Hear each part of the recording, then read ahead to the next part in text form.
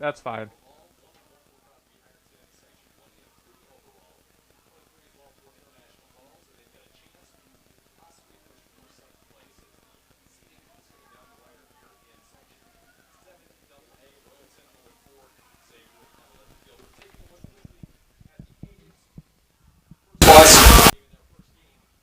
Yeah, sounds good. Like 49 or 50. Okay, sounds good. Thanks. Okay, thank you. Bye.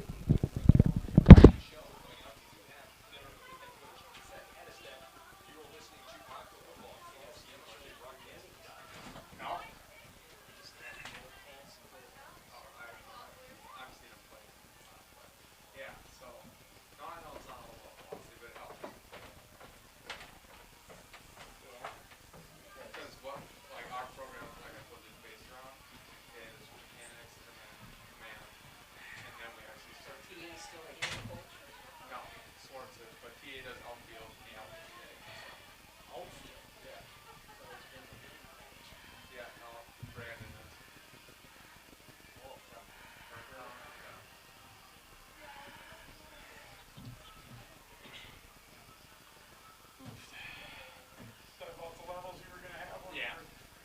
That's what it was last time. I didn't change them. All right. So we should be. Yeah, it's all right. I'm got my things cranked, but it sounds. Oh, I can turn up a little bit. Just like, what do you turn up? The master over No, here? I turned the red one. Oh, okay. All right, I yeah. turned it up just a little bit. You can give me just, a little bit more. Great. Yeah, I can do that. And I think when you're talking, you're a little more. Yeah, I'm more into it. Yeah. Yeah, so. Yeah, I got adjustment up there. Sounds good. It should be a nice night for it. Yeah. It's too cold. It's like 3 weeks ago, we were worried about like how frozen it was going to be. We're going to have heat stroke tonight. I know.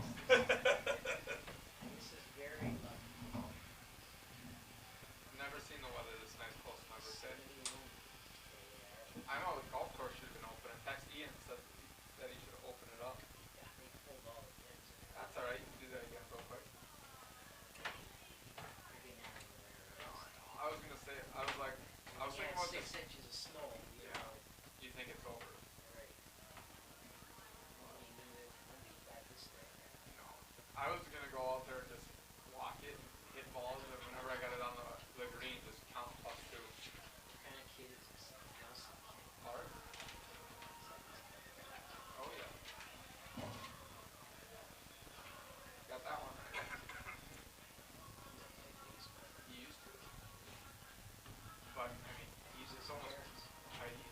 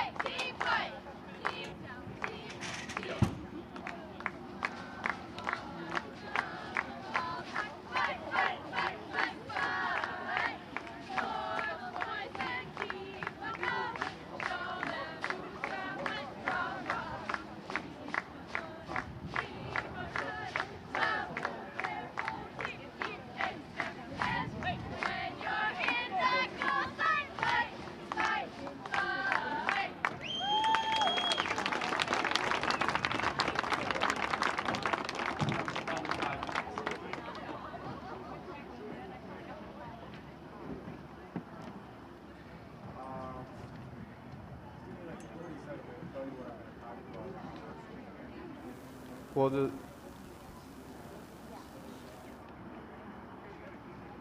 Well, I was just going to say, I want to tell you what I was going to go over. You know, it's totally their record, our record, and we can just talk some stats, and you can chime in on whatever you want, or you can ask questions.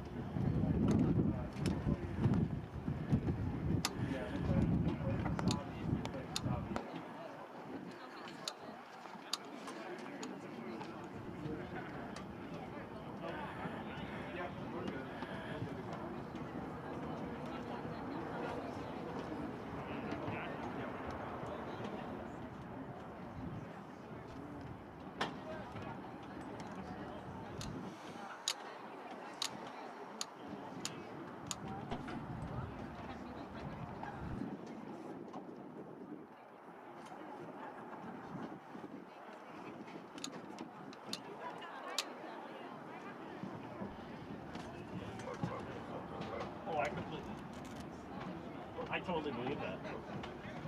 No, I'm saying I'm not being sarcastic. Oh, gotcha. Oh, by the way, I hear you loud and clear from me. You're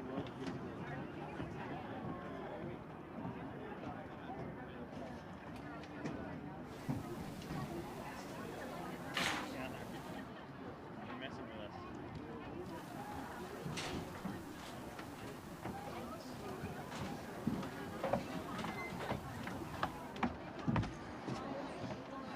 I'd say a pretty good one. Doing pretty good up here. Yeah, like you said, it's just one of those days you definitely don't take for granted. I mean, last week it was snowing, or a couple of weeks ago when we were here, it was snowing about this time, and I could be out there in a t-shirt right now, and a lot of people are. So it's definitely one of those days you take it all in before we get the final snowfall, or final first and final snow of the year, and before it sticks a little more.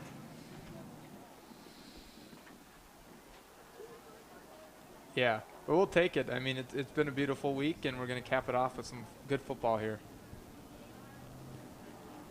Out at the field, we have teams getting ready. I don't know if introductions are about to get underway, but why don't you set the table a little bit for the International Falls team, how they're doing, how the Agates are doing, and what you expect from both teams. Yeah, so we got the 1-3 Broncos traveled from I-Falls today to take on the Agates. Agates are 3-1, currently riding that 3-game win streak we talked about last week.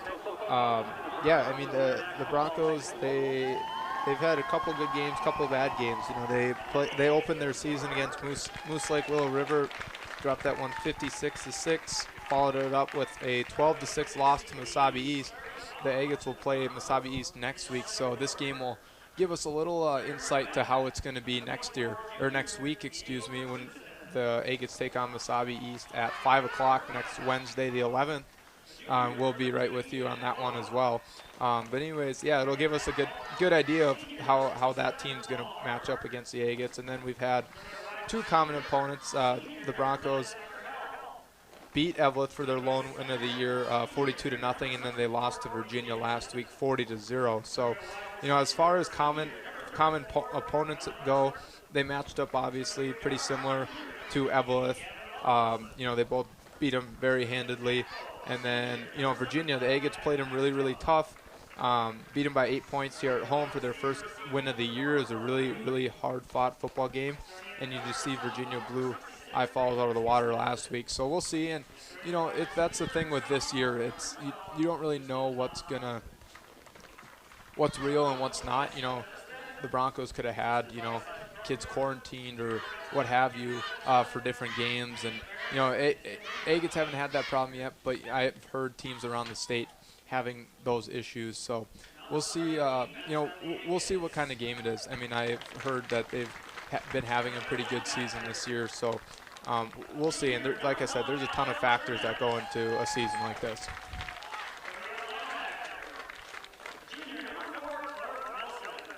But as far as the season goes, this is the second last game of the year. Just talking to people in the press box earlier today, and playoffs are a very alive conversation. Those sound like it's going to happen this year. If they do, it'll just be sectional playoffs, so no state, but you can still go all the way through section like normal. And this game has a big implication on it. I mean, this is always a pretty rivaled game. Important game in 7 AAA sections. So this game will give us a really good picture of what the Agates are going to have in store for the playoffs. And if they can win this game, just from the vibes I heard in the playoff or in the press box here earlier, it sounds like the Agates will have a home playoff game if they can win this one tonight.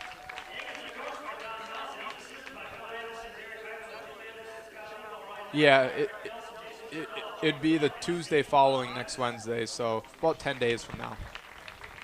But we actually are going to go to break here. The anthem coming up in just a few seconds. Teams lining up on I-Falls on the 40 and the Agates on their own sideline. So we're going to step aside and be right back. You're listening to Agate Football here on KTWH. Thank you, Leo, and we'll talk in about a minute and a half.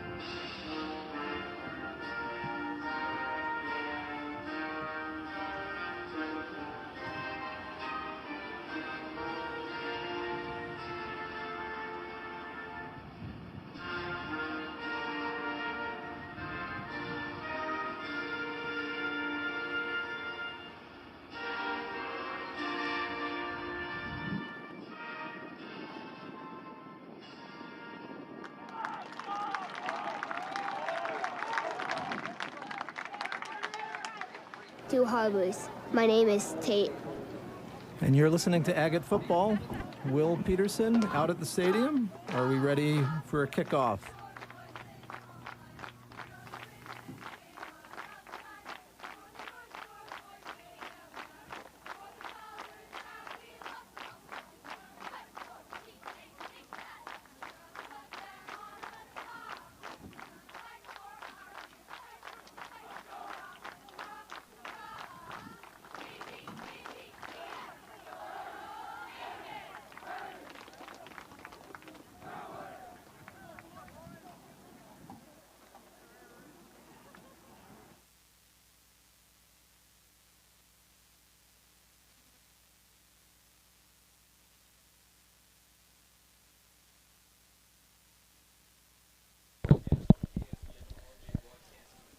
Thanks, Leo. And we're about to get underway here in Two Harbors. It's just at the top of the hour, 5 o'clock, and both sides getting ready to start this game. You know, the Agates really want to just keep things rolling here, 3-1 after losing a tough week 1 game against Pine City. Probably a game.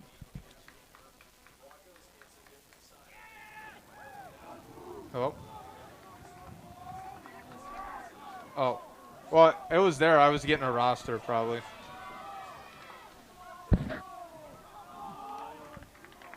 Okay. So sorry for this bump in the road, but we've got football to take over. Take it away, Will Peterson. Thanks, Leo. Agates are going to receive the opening kickoff here, so they'll get to set the tempo here. Hello? Hello? Leo? Hello? Hello? Can you hear me? Oh, okay. I'm not sure what was going on there. Yeah.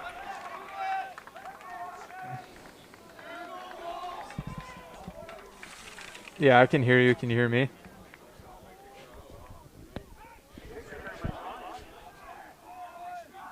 Oh, that's weird. I didn't change anything. Hello?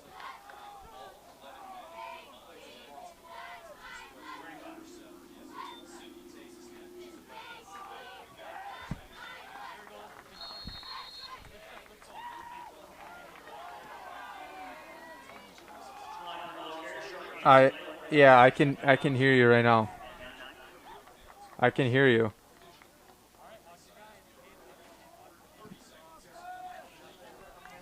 Okay.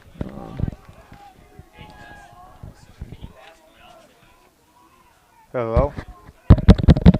Leo? Can you hear me now? It's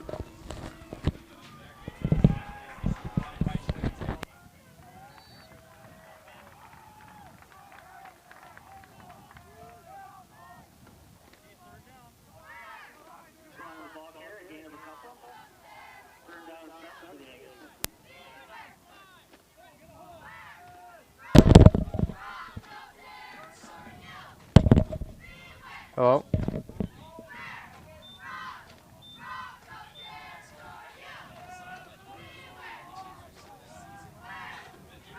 Yeah.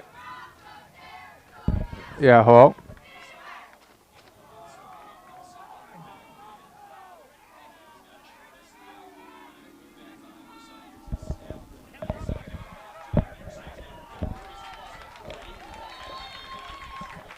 Hello?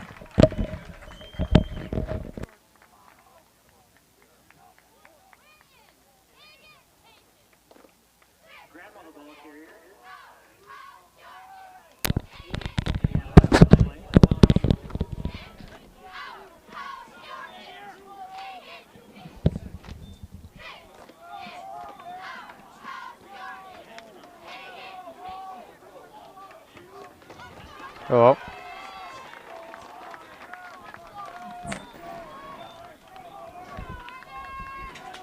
I am. So we're back here at 2 hours.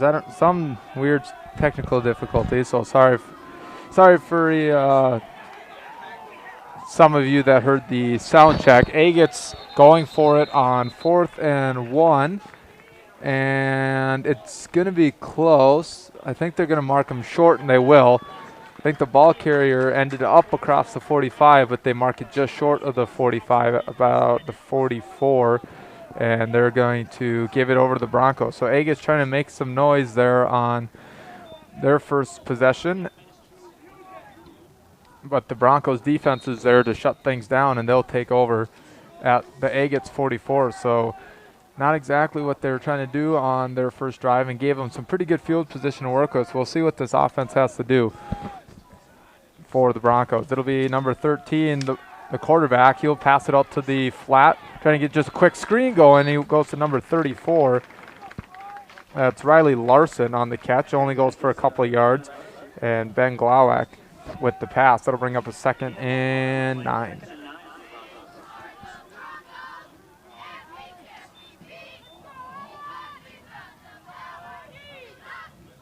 So 1 yard catch for Larson, and it'll be a handoff up the middle this time from Glowak down across the 40, and tackled to the 38 is the running back, number 45.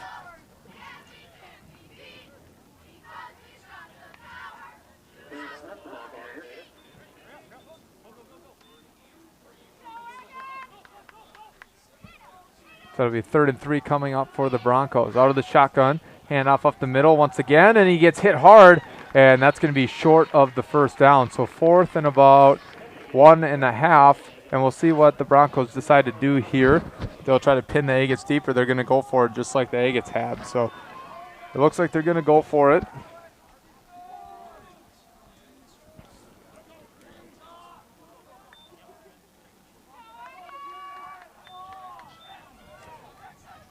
Glowak trying to go for a hard count there. Now looks to the sideline, trying to change up plays. Gets the play from the sideline, goes back, looking towards the center, gets a snap. It's a handoff. It's high. Hands it up the middle. It's number 45 again, plowing down to the 30-yard line. He gets pushed all the way down and picks up a 6-yard run and a first down. And the Broncos move the sticks on their first drive. That's number 45, Bennett Smith, with the carry. 2 receivers left, 1 right for the Broncos. Hand off to Smith once again, and he's down to the 26-yard line. Pick up a 4, and that just simple handoff up the middle for Smith is working here this afternoon so far for the Broncos. They go hurry up to the line. 2 receivers left, 2 right. Running back to the right of Glowak. Glowak takes a snap, drops back to pass. Lefty pass up in the air, and it's caught wide open, number 4, and he's brought down at the 4 by Eli Schlongen. That's about a 22-yard pickup for Ryan Cullen.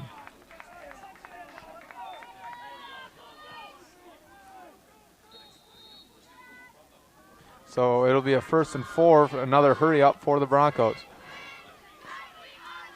Another fake handoff up the middle. Glowak fumbles it. It's all the way back to the 30. Ball's loose. A couple guys fighting for it, and Glowak finally pulls it in at the 26. So kind of go right back where they started. Lost to 22, but this time a 2nd and goal. So really couldn't have happened much better for the Agates.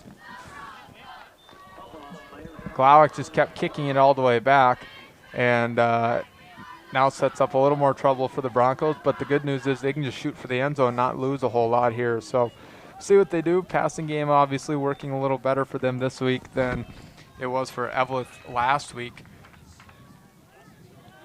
against the Agates. Glowak back out of the shotgun. Going to step back to pass. That's number 15. Floats it up. It's caught, and touchdown, number 12 there in the end zone.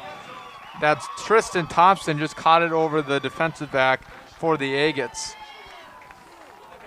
Couldn't get his head turned around, was number 10, Kyler Pitkinen, and into the end zone was Tristan Thompson. He got that pass from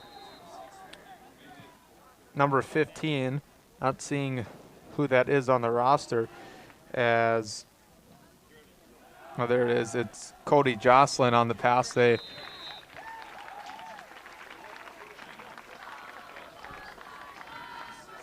switched out quarterbacks there for that play. Broncos go for 2, can't get it, and that'll keep the score 6-0. 6:32 to go. We'll take a short break and be right back here on KTWH. You're listening to Agate Football.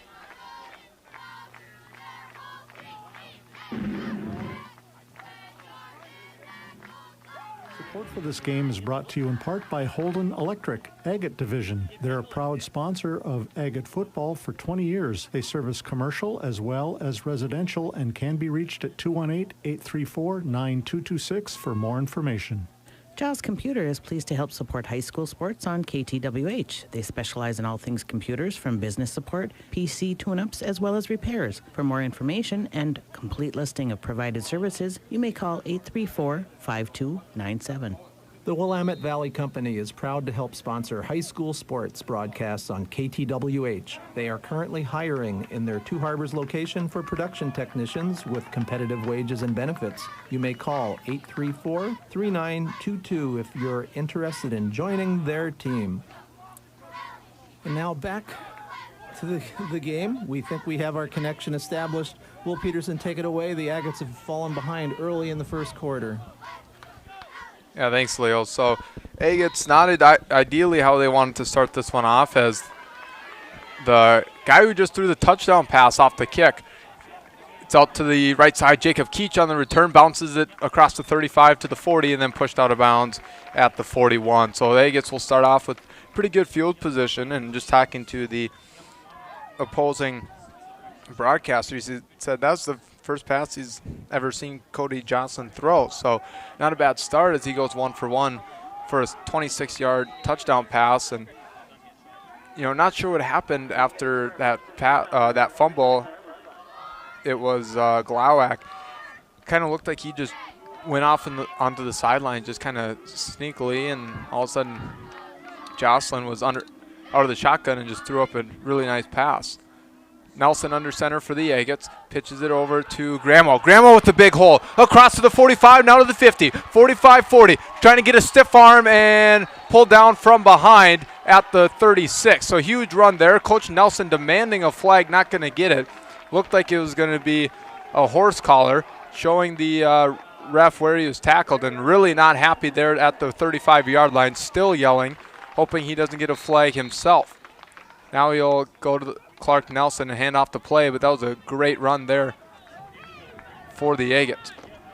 Matson Gramo on the run from right side to left, and picked up about 30 yards. Huge hold there for Gramo. Safety just was able to come across and get him. Nelson under center, this time they'll go the other side, Schlongen. Schlongen with a nice hole, and he gets tripped up at the ankles, trying to cut up down at the 28-yard line, pickup of 3 for Schlongen. So a little the opposite for the Agates today. Usually you see Schlongen with those big runs, and then they'll kind of counter it with the other side, but this time Gramo with a huge hole, just able to explode right through it, and almost got free, but as mentioned, got pulled down from the back on a controversial, well, I shouldn't say controversial call, but Nelson wanted that call and got a little animated there on the side. But rightfully so here. Nelson drops back to pass, floats it off to the flat. Caught Alec Chernus. Chernus turning it up to the 25. Now 2 flags in, 1 during the play, 1 well after.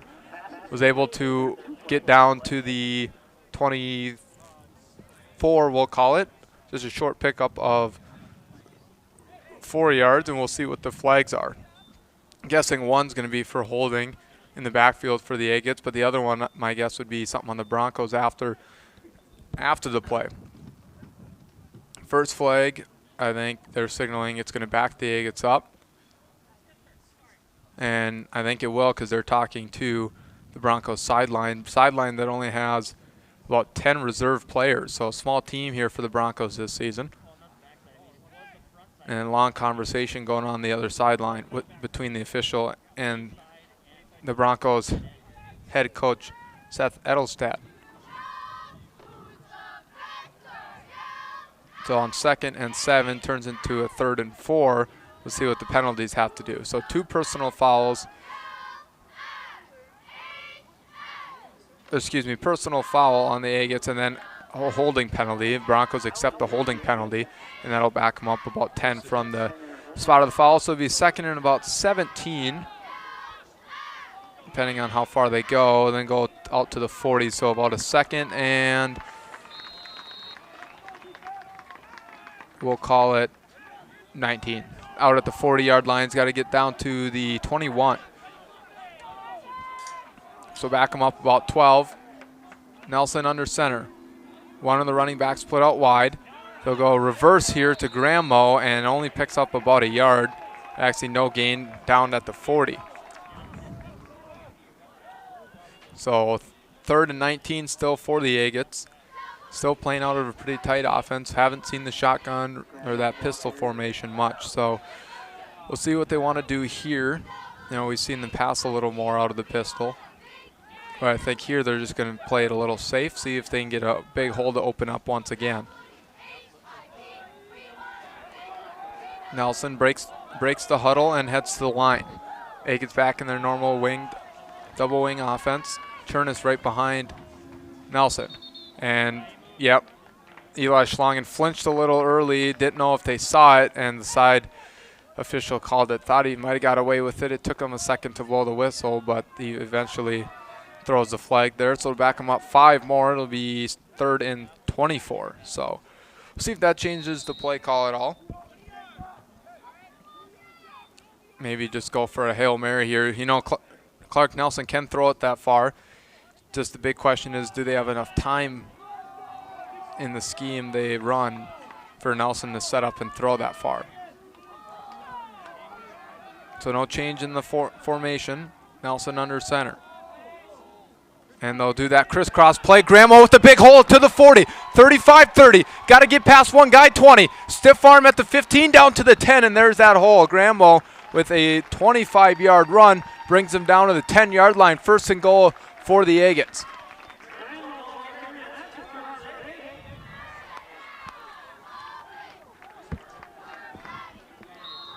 And take that back. I think that was number 20.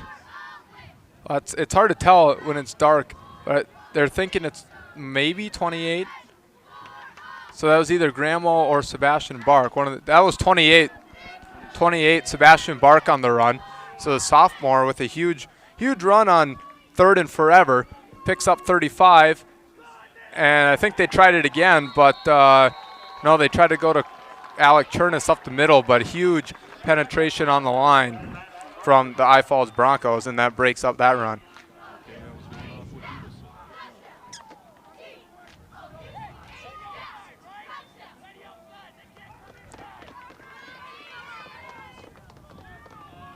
So Chernus really just had no effect on that play. The line just got blown up, so he went back 1. And the Agates trail by 6 with 2:37 to go here in the opening quarter. They actually are 2nd and 11. They got to get out to the half-yard line to get a fresh set of downs. And then, you know, so it's basically if they get to the goal line but don't score, they can get a fresh set of downs. And Sebastian Bark with another run, pickup of 2. It'll be 3rd and 9.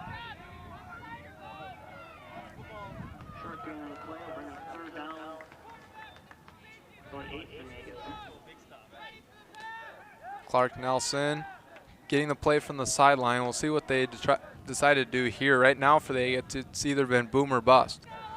Short, backwards, or about 30 yards. So we'll see what they can do here. My guess is 4-down territory. I don't know if they bring out the kicker in this situation. It's been hit or miss from that aspect of the game. Nelson under center. Puts a man in motion. That's Schlongen. Into the I formation. Fumble. But the play was whistled dead before, and they'll get him on a false start. So that'll back him up. 3rd and 14, but basically 3rd and goal from the 14. With 1:38 to go, Agates trying to get some points on the boards, but they keep kicking themselves in the foot.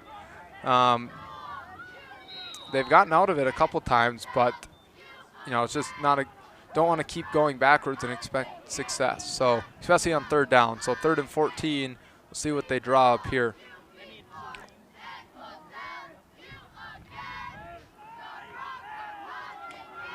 Running backs for the Agates, Chernis, Bark, and Schlongen.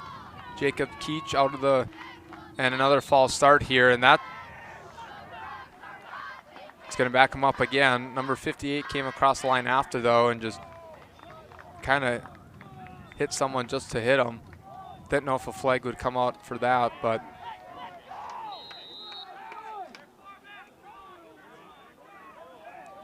we play on, only foul there on the Agates. So it's 3rd and now 19 from the 19. Schlongen got called on that false start, and you can tell Coach Nelson's not happy over there. Was a 3rd and 9, 2 false starts, backs him up 10 yards. We'll see what they do here, maybe throw one in the end zone. Like I said, Nelson can do it. And another flag flies from the end zone, back judge, and it's a delay of game. Not sure where that comes from. That was pretty quick, but another 5 yards backwards, and Agates just keep on drawing those flags. It's 3 in a row for the Agates. See if they can make them pay here.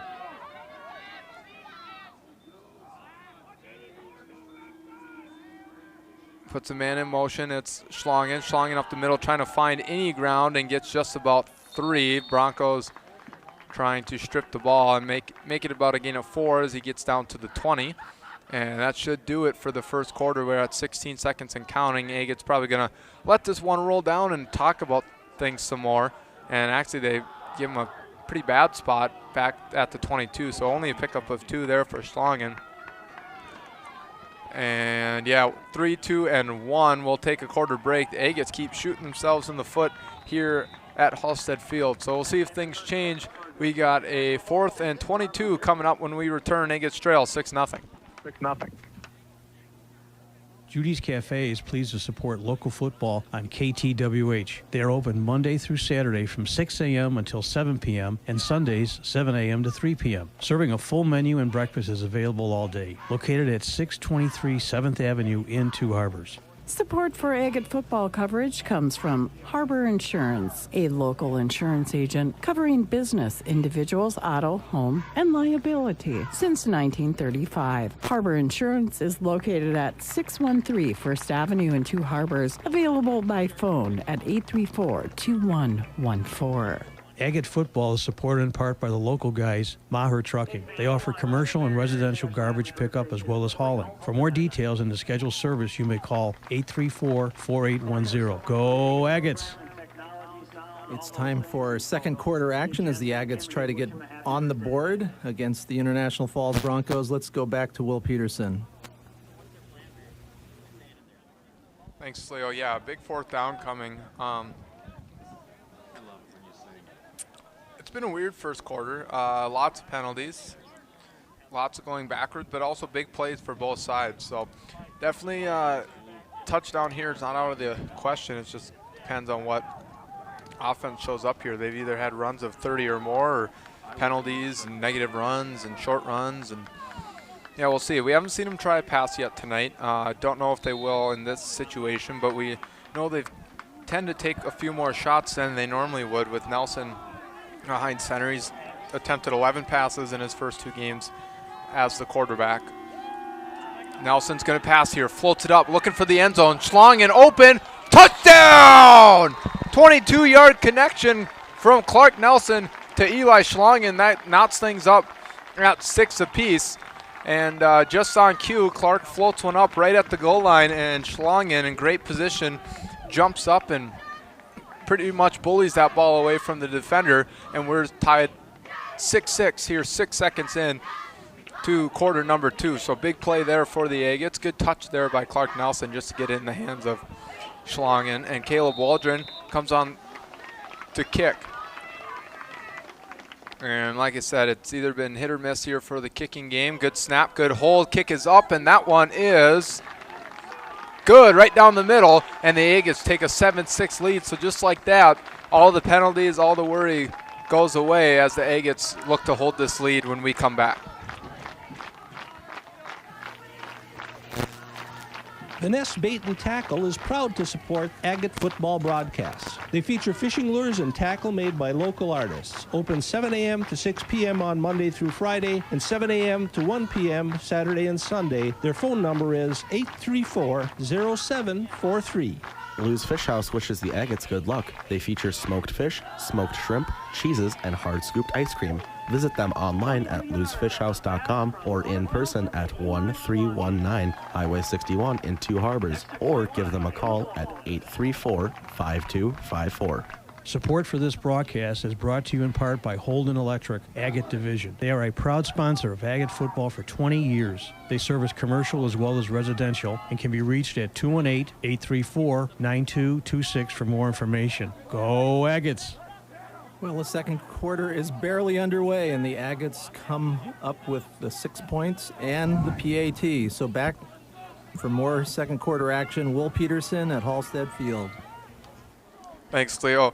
Well, we're 12:06 into this game, and it's one of the weirder games I've seen broadcasting Agate games, and yeah, a lot of penalties, but a lot of big plays, and I think it's going to be a pretty good game the rest of the way as the Agates kick it off. It's picked up by the lineman, number 78, and he's struggling to find footing and gets brought down. He ran straight east and west across the 30-yard line, and they'll mark him down there. I think he got up to about the 33, but knee was down when picking up that ball. So Broncos have 70 to go here to score. Last time it was only 45, and they punched it in pretty easily. So we'll see what the Agates can do on this defensive stand. Now bringing out two safeties to play a little deeper. So respecting the pass a little more is Two Harbors. 1st and 10 from the 30. Out of the shotgun, hands it off up the middle. Got a little bit of room, but just getting tripped up by the ankles is number 24, Diego Christensen on the run. He had a little bit of a hole, but just got his feet grabbed at the last second. 5-yard gain, 2nd and 5 for the Broncos. It's 5-yard pickup. That'll bring up 2nd and 5 here for the Broncos. Another handoff up the middle. Christensen going right, getting about 10 yards and being wrapped up by Chernus down at the 45. So the Broncos just having a lot of success with those draw plays. About a 5-yard shotgun snap, hands it back up the middle, and they get about 5 yards every time, if not more. Glowak back out of the shotgun, two receivers left and right, up the middle again. It's Christensen trying to cut straight to the right as they got pressure in his face, and he was able just to scramble ahead for about 2.5 yards down to the 47.5. And it'll bring up a 2nd and a long 7 here for the Broncos. And they're just beating the heck out of that draw play. This time it'll be Smith in the backfield. See if they float one up. That's what they did last time. They baited the middle, and then threw passes. Smith up the middle, breaks one tackle, breaks another, and down to the other 47. Pick up a 5 there into Agate territory. And that'll bring up a 3rd and short.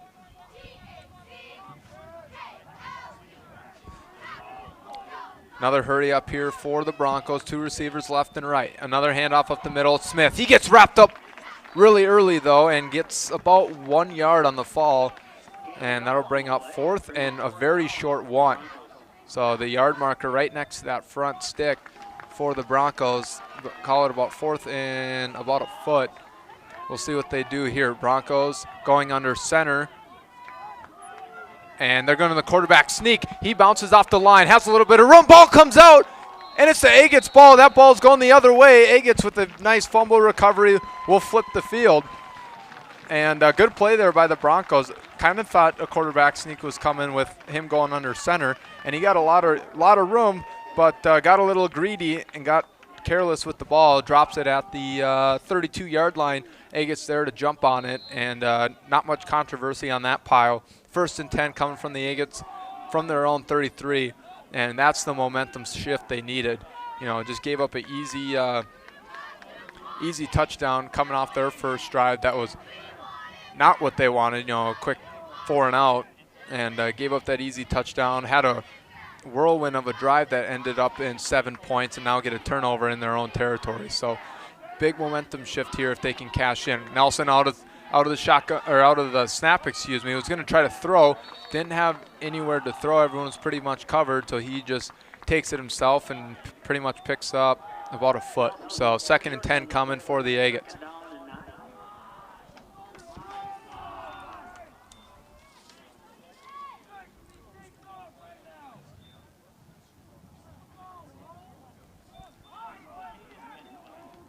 So Nelson with the keeper, or scramble, whatever you want to call it, probably a little more of a scramble than anything. And they'll bring it up for a 2nd and 10. Nelson under center.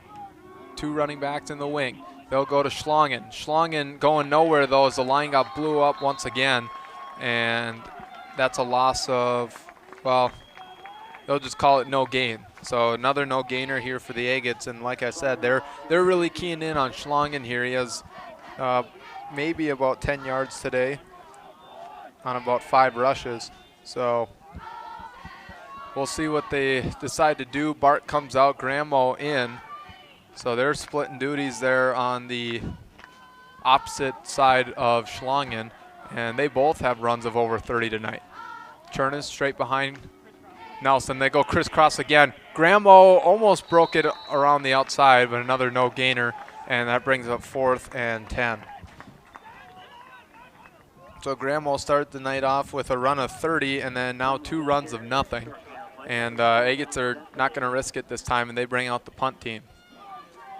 Looks like Zach Bentler out deep to kick, the freshman, number 23. Plays a lot of defense here for the Agates, a little bit special teams, and he'll now be the new punter. Probably can kick it pretty far, 6'3", 200 pound, if not more, freshman. And here's the snap. That one's good, and he boots this one high into the air. And good bounce for the Agates as that goes out at the opposing 35. So flips the field pretty good there was Bentler for the Agates. So the Broncos will take over at their own 35.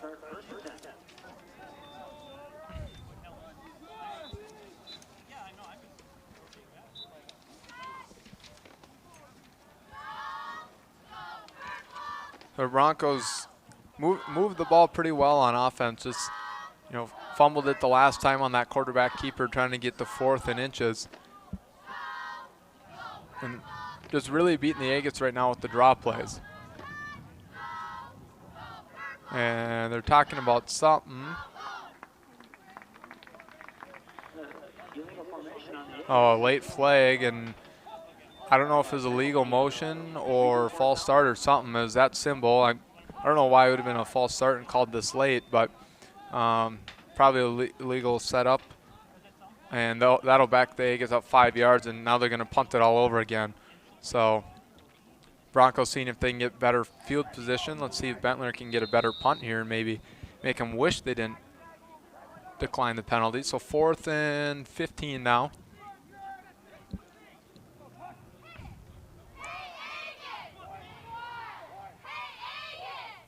And a low snap this time, but Bentler is still able to get it off, and another good kick. This one more of a liner. It's going to roll, and it's going to roll even further back. So good job on Bentler of making it consistent. That one's down at the 34-yard line by Matson Gramo, and that's actually worse fielding position than the Broncos would have had last time. I think they were going to move it all the way up to the 40s. So good job on the Agates to execute once again. And it's going to be 1st and 10 from the 34 of I Falls. 7 minutes to go here in quarter number 2. And we'll see how much time the Broncos will leave the Agates for their next drive. Finney. Broncos going for a hard count. Going to switch the play call a little bit. Smith in the backfield to the left of the quarterback. They're going to draw it up the middle again, following some blockers, and then gets tackled down for a gain of about 3.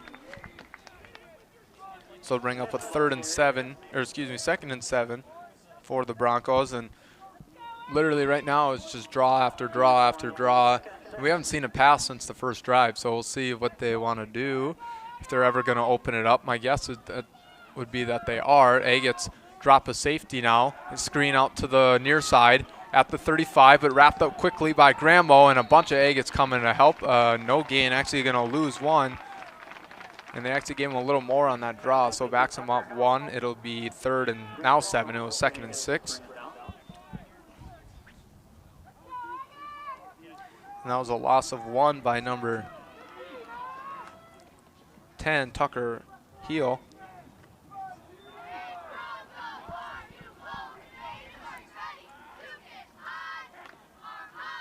Out of the shotgun. Here's a pass right side. It's caught on the far side for about 30 yards, and a flag comes out. Probably going to be a face mask there on the Agates. It was a 30-yard connection from Glowak to Ryan, and put it in a spot where only he could catch it. And this one is probably going to be on the Agates, just considering it came out right after the tackle. And it is they're going to pace it off the Agates' way. So about a 30-yard catch paired with a penalty, and puts the Broncos right in the Agates' red zone at the 17-yard line.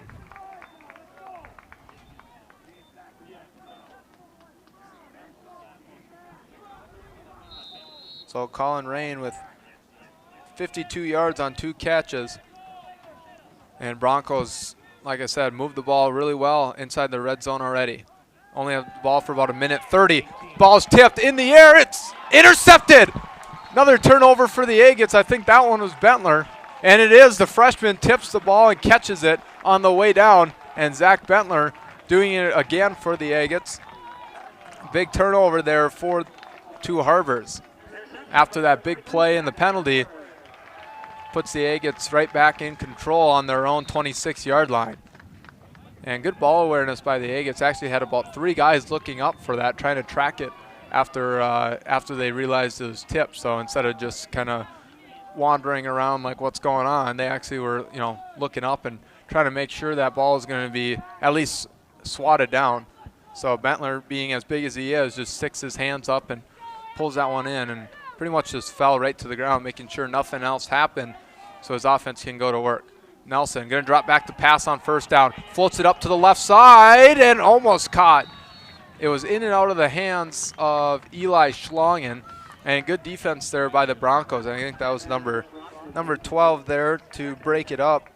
Tristan Thompson, he was the receiver who caught the touchdown pass for the Broncos on the first drive, so doing it on both sides. And Schlongen had it, but Thompson just was there to pretty much wedge his hands between Schlongen's chest and the ball and just kind of stripped it out of there. So good play there. Otherwise, Schlongen, if he stayed on his feet, might have been loose for a huge gain. Nelson back under center, 2nd and 10. Handoff. Goes far side to near side with Schlongen again, I believe. Oh, that is, Schlongen again. 3rd and 7 coming up. Pickup of 3.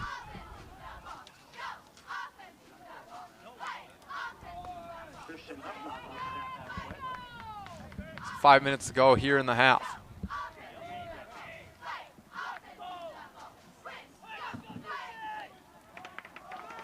When we're playing in daylight, it's a little easier to see the numbers, but now that it's dark so early, that black jersey with the maroon numbering is a lot harder to see for 2 Arbors. This one goes to, I think that either Bark or Graham, whatever one's in right now, and he goes nowhere as the line got pushed back once again. And there is a flag, though. We'll see if that helps the Agates at all.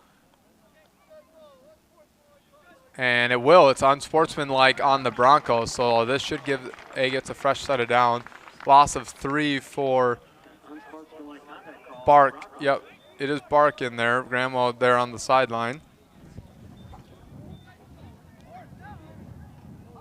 And it will bring up 1st and 10 for the Agates. Should anyways.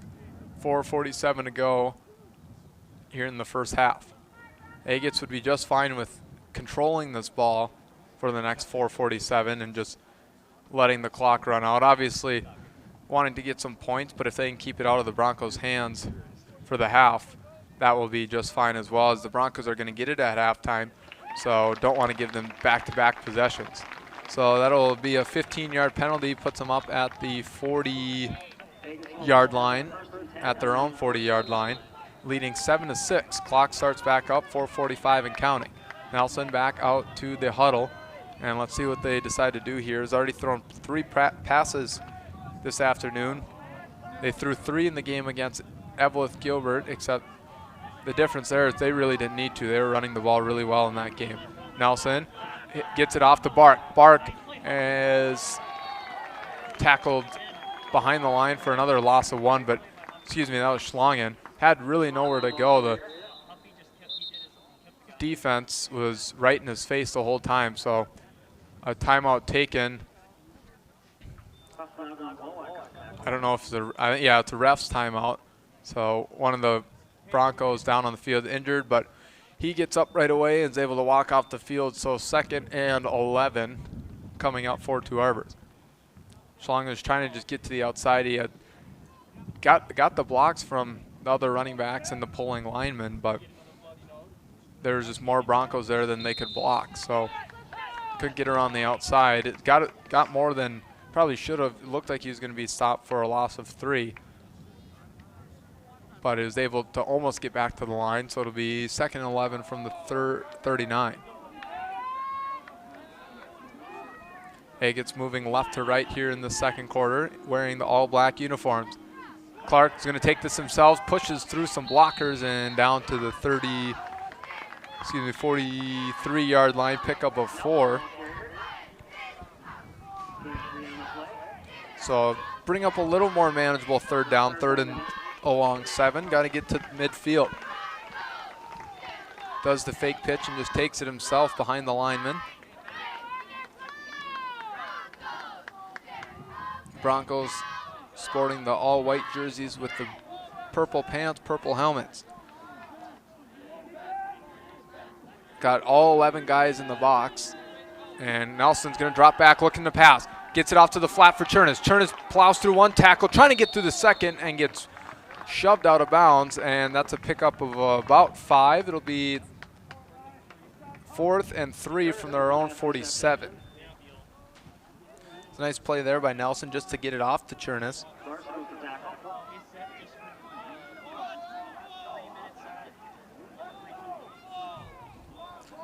Chernis got pushed out a little late, but they'll play on anyways. It wasn't too late, just thought it was close enough to think a flag might come out, but probably a clean play anyway. 2:45 and counting. Nelson back under center. Gonna go with the crisscross. Schlongen gets the pitch from Bark, and that's enough for the 1st down. He's just across midfield, and that should get the chains moving. And that is a 1st down. They're gonna move the chains. Good play there by the Agates, especially by Schlongen, just to push. I think on the initial carry he had enough for the 1st down, but really churning the feet, didn't want to put that into question at all. So 2:30 to go. Agates get a fresh set, 1st and 10 from midfield.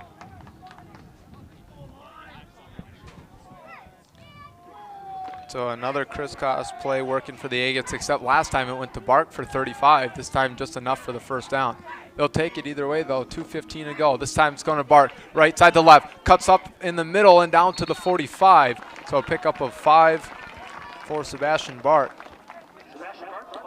Good carry for him. The last couple he had from that big run was 2 and -3. So good for him to get his feet moving and going forward once again, getting some good blocking from the lineman.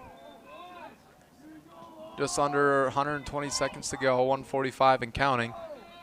Agates not working overly fast, but like I said, probably just want to be kind of cautious. Don't want to give the Broncos a couple chances to air some passes out to the end zone.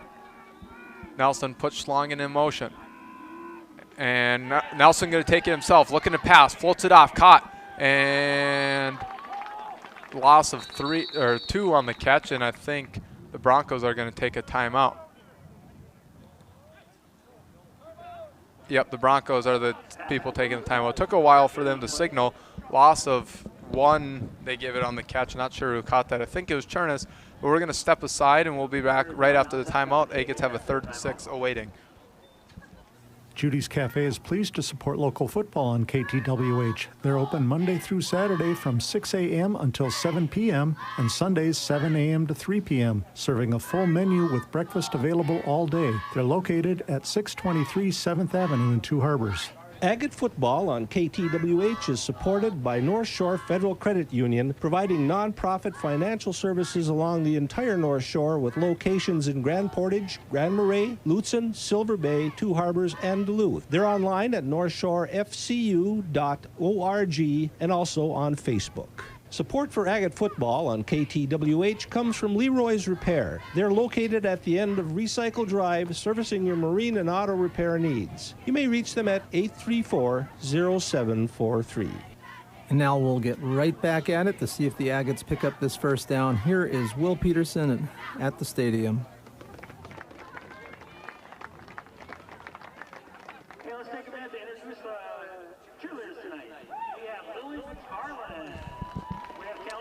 Thanks, Leo. About a minute 23 left. Agates with a 3rd and 7. Make it a long 7. Got to get just to the other side of the 40. So we'll see what they decide to do. Been keeping it pretty tight here tonight. Not a lot of that pistol play we saw a lot of last week or the week before. A lot of under center. 2 running back set. This time they go around the edge to Bark. Bark trying to get the edge, but a blocker or unblocked D lineman smelled that play coming and was able to wrap him up at the 49. So loss of 2 for Bark. Broncos going to take another timeout.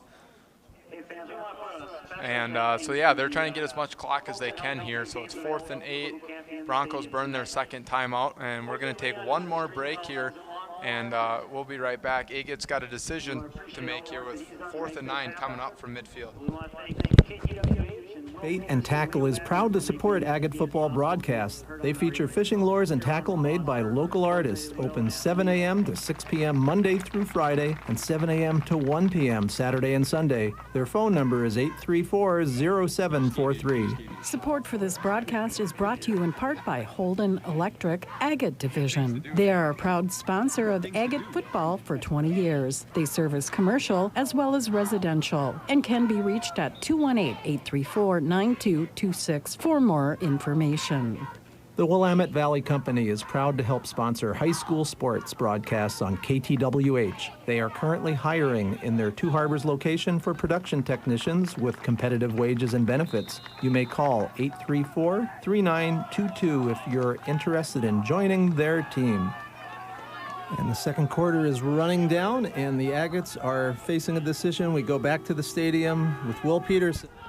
So 4th and 9, Nelson floats one up and had a man wide open, but overshot Gramo by about 7 yards. I think he just threw it up because he was about to get hit. So the Broncos, with 1 timeout left and 71 seconds, will get a shot here before the half ends. They get the ball back, so this could be a huge swing in the game for I Falls. We'll see if they can survive this last minute 11.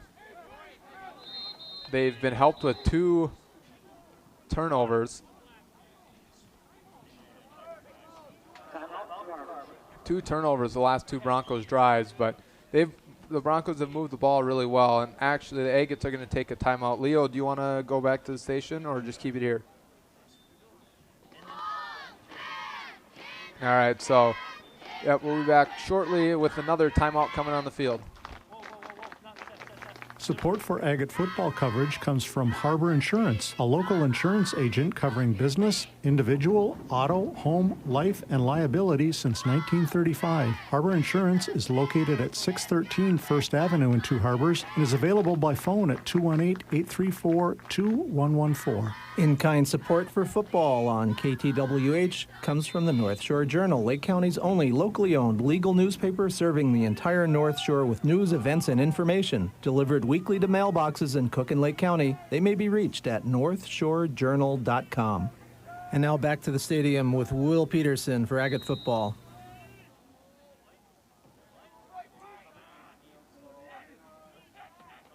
So about a minute 11 to go with 2 back-to-back timeouts. The teams should know what's going on here.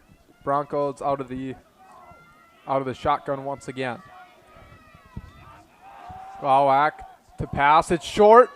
Is that picked off? It is. Agates with another turnover, and they got 2 timeouts to use. The Broncos turn it over for a 3rd time in a row. Fumble and then 2 picks. Not sure who got that one. it was out of the hands of the Broncos and right into the chest of one of the Agate defenders. So they'll take the ball over at the Broncos 48. We'll see if they try to take a couple shots here. Short field, you know, maybe they can run the clock down a little bit and then just take a couple throws, because as we saw in the last play, Nelson can really throw it. That one was about 30 yards. Obviously overthrew the receiver, but he can get it down there, and they have timeouts to play with. So we'll see what they can do.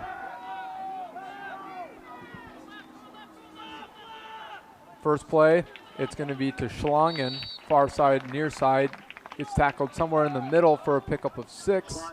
And the clock's going to continue to run. No urgency here yet. Nelson, though, getting the play to Nelson quicker. And now into 45 seconds and counting.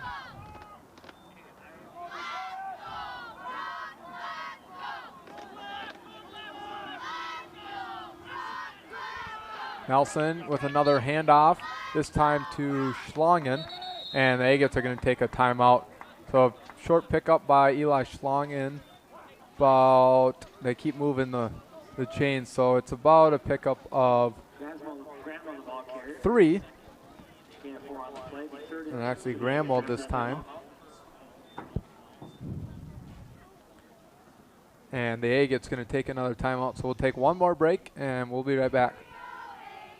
Lou's Fish House is proud to sponsor football on KTWH. They feature smoked fish, smoked shrimp, cheeses, and hard-scooped ice cream. Visit them online at lousfishhouse.com or in person at 1319 Highway 61 in Two Harbors, or give them a call at 834-5254. North Shore Federal Credit Union is a proud sponsor of Agate football on KTWH, providing nonprofit financial services along the entire North Shore with locations in Grand Portage, Grand Marais, Lutsen, Silver Bay, Two Harbors, and Duluth. They're online at northshorefcu.org and also on Facebook. Support for this broadcast is brought to you in part by Holden Electric Agate Division. They are a proud sponsor of Agate football for 20 years. They service commercial as well as residential and can be reached at 218-834-9226 for more information.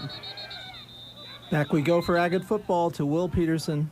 Thanks, Leo. So right out of the timeout, Agate's going to pass the ball, but flag comes out, stopping the play, and it's encroachment by the defense. So Agate's going to get a free 5 yards and a free first down.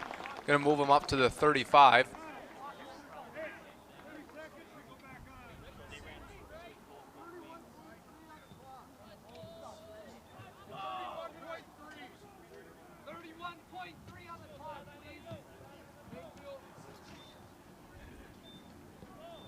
So they started the clock with the last play, so they got to reset the clock. Gives them an extra about 2.5 seconds, gets them to 31-3. And the Agates with one timeout and about 35 yards to go gets a free set of downs, so now they can really air it out instead of making sure they don't turn the ball over. First and 10 from the Broncos 35. Nelson under center, double wing offense behind him. Gramo and Schlongen the running back. They're going to pass. Nelson floats it up left side, looking for Schlongen. Little underthrown, just can't catch it. It bobbles out of the hands, but the flag comes, and I think it's going to be pass interference on the defense. It was number 12 Thompson on the defense, but he didn't have his head turned around, and he was just hitting Schlongen, trying to get his hands up to block the ball. But the big difference between pass interference and playing the ball is your head turned around, and he basically was just running right into Schlongen and stopping his momentum. So, you know, that's the thing. If you turn your head around to look at the ball, you're going to get away with a few more calls. But if your head's if you're looking right at the receiver, you're usually not going to get any calls in your favor. So really got to turn that head around to get away with some stuff as a pass defender. That'll give the Agates 15 yards. They're on the 20. Nelson back under center. Crisscross here, goes to Gramo. Gramo tried to break it to the outside, trying to get to the sideline. Ball comes out, but he was already down. Clock's going to run. Clock's going to run, but they call a timeout. The Agates do at 17 seconds. Gramo is busting hard to the sideline, but just got wrapped up about a yard short of the sideline. So Agates burned their last one with 17 seconds to go. That'll bring up about a 2nd and 9. Grandma was able to get just one. And this should be our final break here from the field. We'll send it back to Leo and come back with the last 17 seconds of the quarter. We'll take a short break now. Just two messages, Will, and we'll be back. Agate football is supported in part by the local guys, Mar Trucking. They offer commercial and residential garbage pickup as well as hauling. For more details and to schedule service, you may call 834-4810. Go Agates! Support for Agate football on KTWH comes from Leroy's Repair. They're located at the end of Recycle Drive, servicing your marine and auto repair needs. You may reach them at 834-0743. You're listening to KTWH-LP 99.5 FM, Two Harbors, Minnesota. Agate football, back to Will Peterson.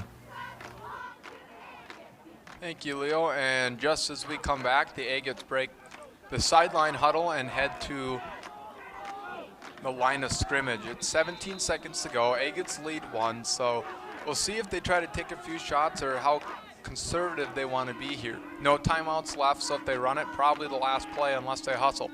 Schlongen gonna get the pitch. Let's see if it's a pass. It is. Schlongen throws it to Keach, and that's just a 5-yard connection. They gotta go quick. 9 seconds and counting. You gotta get to the line. Let's see if they just throw something together. 3 seconds, 2, and they're not going to get it off. That's going to be end of the quarter. And that'll be the end of the quarter. They did get the snap down, but it was just with about a quarter of a second left. So that'll do it. Agates defense coming out strong. That's the story of the game. The Broncos offense really moving the ball. Probably the better offense so far. They're just moving it a little better, getting bigger plays and bigger averages, but the defense for the Agates has really capitalized. 3 turnovers, 1 fumble, and 2 interceptions, and the Agates, and that's the reason the Agates lead here. They lead by 1 after 24 minutes of play. The Broncos will get the ball back, and we'll see if that Agate defense can stand tall once again. You're listening to Agate football on KTWH 99.5, and we will return.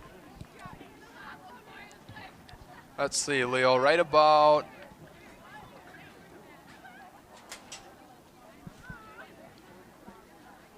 I'm thinking, I'm trying to do math. I'm not doing well right now. About 6:10. I have 5:57, Will, yep. to sync. So sync about 13 minutes. So about 13 minutes. 13 minutes from now, we'll be back with more Agate football. Thanks, Will. We'll talk about second half adjustments when we get you back. Thank you. All right, thank you. And as Will said, we are KTWH in Two Harbors, the home of Agate High School football and Agate sports for the winter. When there are Agate sports for the winter, and we thank everyone for making it possible to bring you Agate football, and that especially includes the Lake Superior School District. Thanks to their staff, and especially Two Harbors High School Activities Director Scott Ross, as well as the Agate Booster Club for continuing support of sports broadcasts on KTWH. And we thank our longtime sports anchor, you heard him right there, Will Peterson. And of course, you, the Agate fans everywhere, listening online or viewing the audio stream now for home games.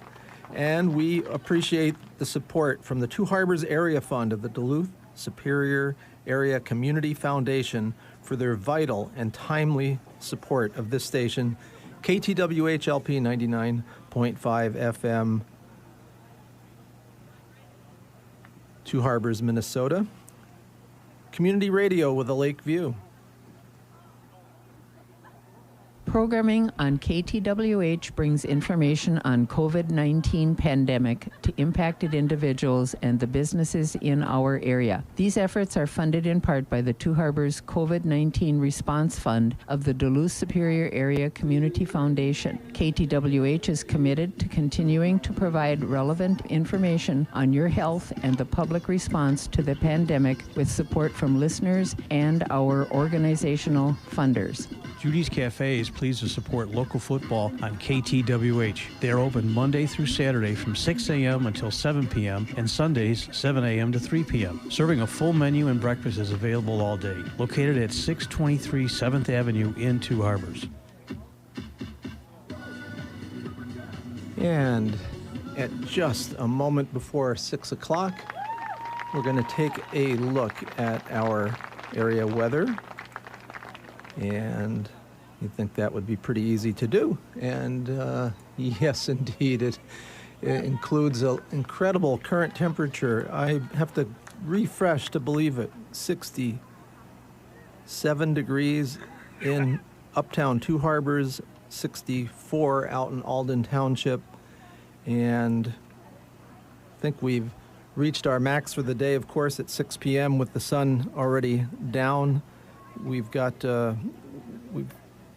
past our daytime high and are heading towards our low overnight of 47 degrees under partly cloudy skies early and mostly cloudy skies as the night progresses. That low of 47 is pretty balmy for this time of year. And tomorrow, a little more mild temperature, 57 degrees for a high with a 20% chance of precipitation under cloudy skies, and we'll have a light southeast wind, 5 to 10 miles per hour. Saturday night, we're looking for a high, we're looking for a low temperature to go down to 48 degrees under cloudy skies, and light breezes overnight, and we're looking as we speak to give you a little bit of a heads up for how the weekend will progress on Sunday. We'll be back up to a high of 58 before we cool off with rain on Monday as a cold front comes in. Monday could be significant rainfall, and then the bottom drops out on Tuesday and Wednesday and Thursday as we have highs only in the 30s. But it is deer hunting season. It is going into the second week of November. No surprise there with the temperature moderating. Hope you have had a chance to enjoy the incredible weather this week. As the COVID-19 pandemic continues, there are steps we all can take to help protect ourselves and others in the community. Wash your hands, cover your cough, maintain 6 feet of physical distance, wear a mask in public places, avoid large gatherings, and stay home if you're sick or if you've had close contact of less than 6 feet for at least 15 minutes with someone who has COVID-19. This message is brought to you by Lake County Health and Human Services and KTWH, Two Harbors Community Radio. And that message about COVID-19 and doubling down on our prevention of the spread is imperative to pay attention to right now, folks. No lectures from me, but you should know we have had 10 new cases reported in the last 24 hours in Lake County, as the state of Minnesota set an all-time record for the number of cases in a day at 5,500, over a 35% increase over the previous record just the day before. And Lake County has had over 30 cases in a 1-week period, and we can help protect each other by paying attention to distance, mask wearing, and watching who we're with for how long. So you know the drill, and I hope we will get through this together. We will with your cooperation. Do you need help with housing costs or utility payments due to COVID-19? If you are at 300% or below the federal poverty guidelines and a Minnesota resident, help is available for mortgage payments, rent payments, and lot payments. Call 211 or 1-800-543-7709 or visit the website 211unitedway.org for more information.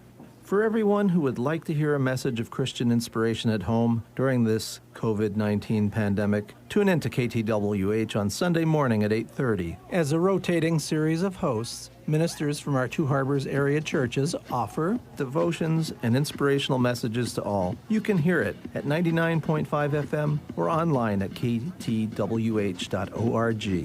Support for this game is brought to you in part by Holden Electric, Agate Division. They're a proud sponsor of Agate football for 20 years. They service commercial as well as residential and can be reached at 218-834-9226 for more information.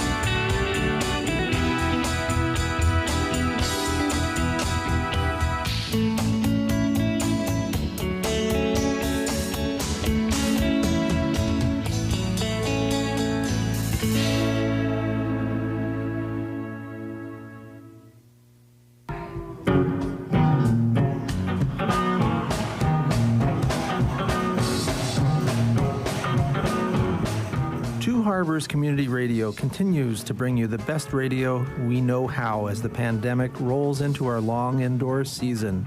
KTWH will keep bringing you relevant, timely information, local news and culture, and a great menu of music from all around and right here on the North Shore.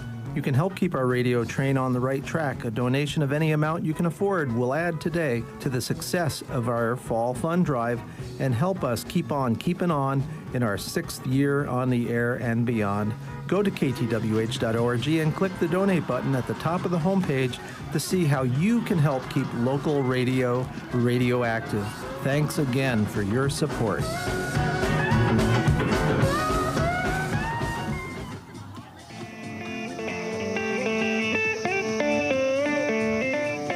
Tune in Saturday mornings from 9 to 11 a.m.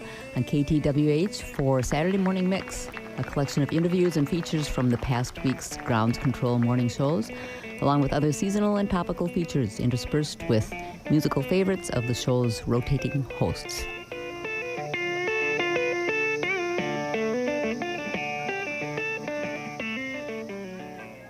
Along with the support of our listeners, KTWH appreciates the support from the following area funders: the Lloyd K. Johnson Foundation, the Two Harbors Area Fund and the LeBounty Family Fund of the Duluth Superior Area Community Foundation, the Blandon Foundation, the Northland Foundation, Cooperative Light and Power's Roundup Program, and CN Railroad's Retired Employee Grant Program.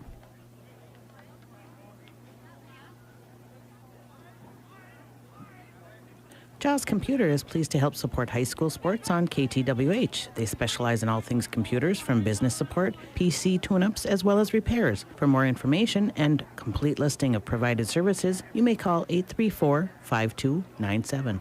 The Willamette Valley Company is proud to help sponsor high school sports broadcasts on KTWH. They are currently hiring in their Two Harbors location for production technicians with competitive wages and benefits. You may call 834-3922 if you're interested in joining their team.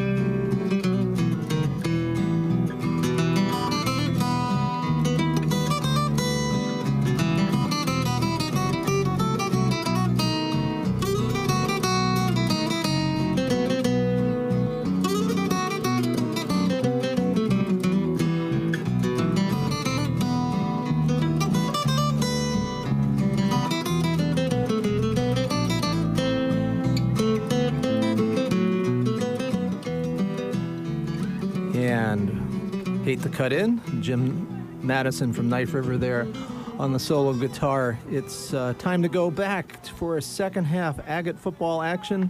Will's out at the stadium. Will, we had a very adventurous first half. What are you looking forward to in this half? Can the Agates sustain longer drives and capitalize on turnovers? I guess I just leave it to you. What do you think? Yeah, definitely an entertaining first half. You know, I mean, a lot of different things. You know, nothing unusual, just a little more unusual how much those things were happening. A lot of penalties, a lot of big plays, a lot of turnovers. Agates haven't turned the ball over yet. That's the big key here. They're only up one. Offense hasn't been super dominant, but they're chewing clock and they're leading, and that's what this offense is designed to do.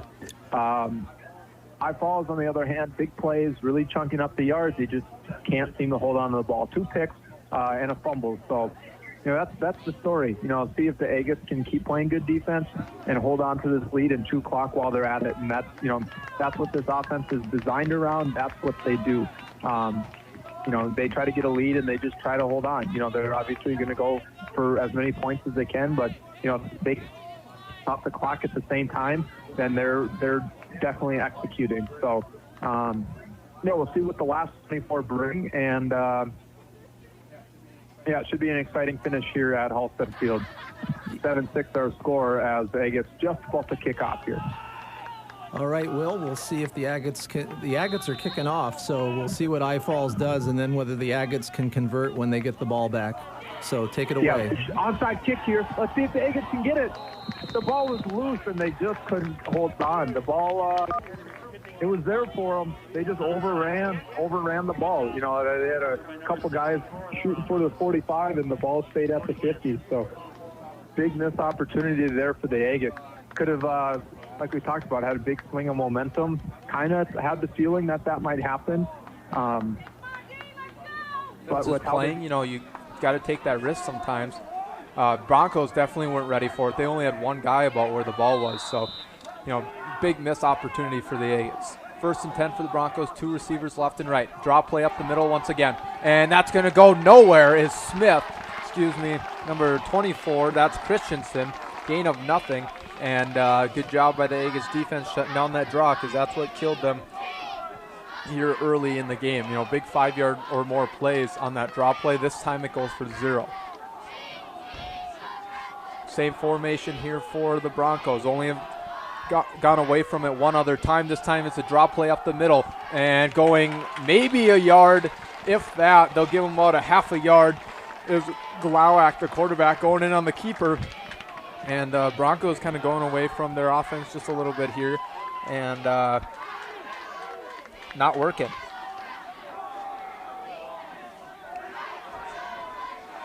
So shotgun formation once again. 2 receivers left, 2 right. Running back is Christensen, 2 to the right of Glowak. Here's the snap, drop back on the pass. Lefty throwing here, floats it up left side into double coverage. It's picked! Another one here for the Agates, and that completes the hat trick. Slung down the right side and gets pushed out at the 40. Another big interception here for the Agates, and another turnover. And we talked about that about 2 minutes ago. Schlongen on the interception, and you know, that's the key of the game. Agates just got to keep turning the ball over, and not a bad pass there by Glowak, but the safety was playing deep there and just ran over Schlongen, jumping up and cutting off that pass and catching that perfectly, and that's just, you know, the story of this game. And Schlongen played that as well as you can as the safety, baited it into making it look like single coverage, and then when that ball was up in the air for so long, had a ton of time to run over and get it. Here's the pitch for the Agates.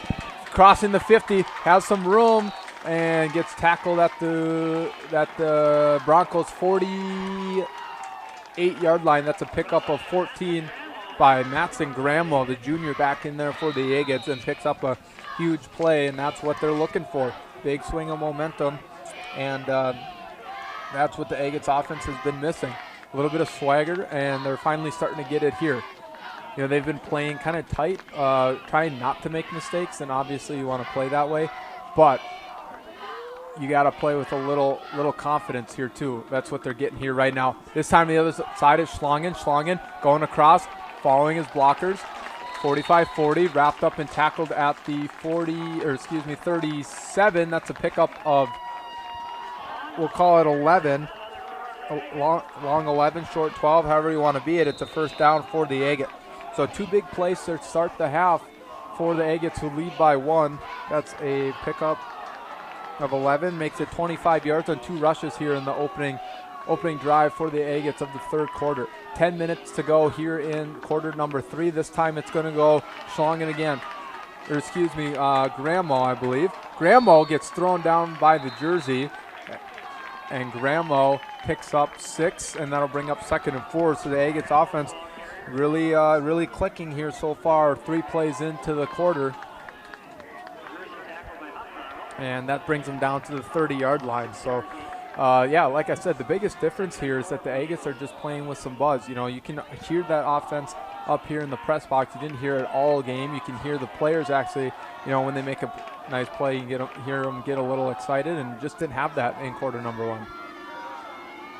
Half number 1, I mean. Nelson on the keeper, rolls right, and trying to just push forward. Keeps pushing forward. He's loose. 10, 5, touchdown. Quarterback keeper goes for 31 yards, and Clark Nelson looked like it was going to be a 3-yard run and prances his way into the end zone, and the Agates take a 13-6 lead here early in half number 2. and they'll bring out the kicking unit once again. Caleb Waldron, 1 for 1 already on the day, trying to make it 2 for 2 and would make it an 8-point lead. So we'll see what they can do here with the PAT.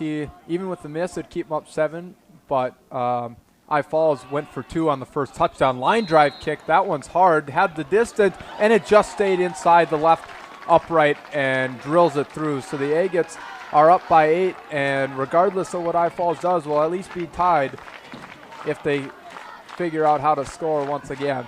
We'll take a short break, and we'll be right back. You're listening to KTWH. Agates lead 8-6, or excuse me, by 8, 14-6. Support for this game is brought to you in part by Holden Electric, Agate Division. They're a proud sponsor of Agate football for 20 years. They service commercial as well as residential and can be reached at 218-834-9226 for more information. Support for Agate football on KTWH comes from Leroy's Repair. They're located at the end of Recycle Drive, servicing your marine and auto repair needs. You may reach them at 834-0743.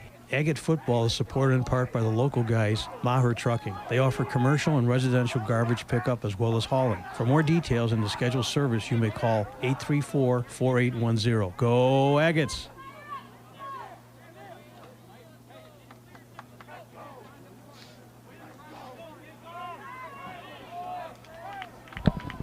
Well, it looks a little different here from last kickoff to this one. Agates went with the onside kick as the Broncos were just anticipating a deep one, which is weird if you watch the film. Agates do a lot of onside or short kicks.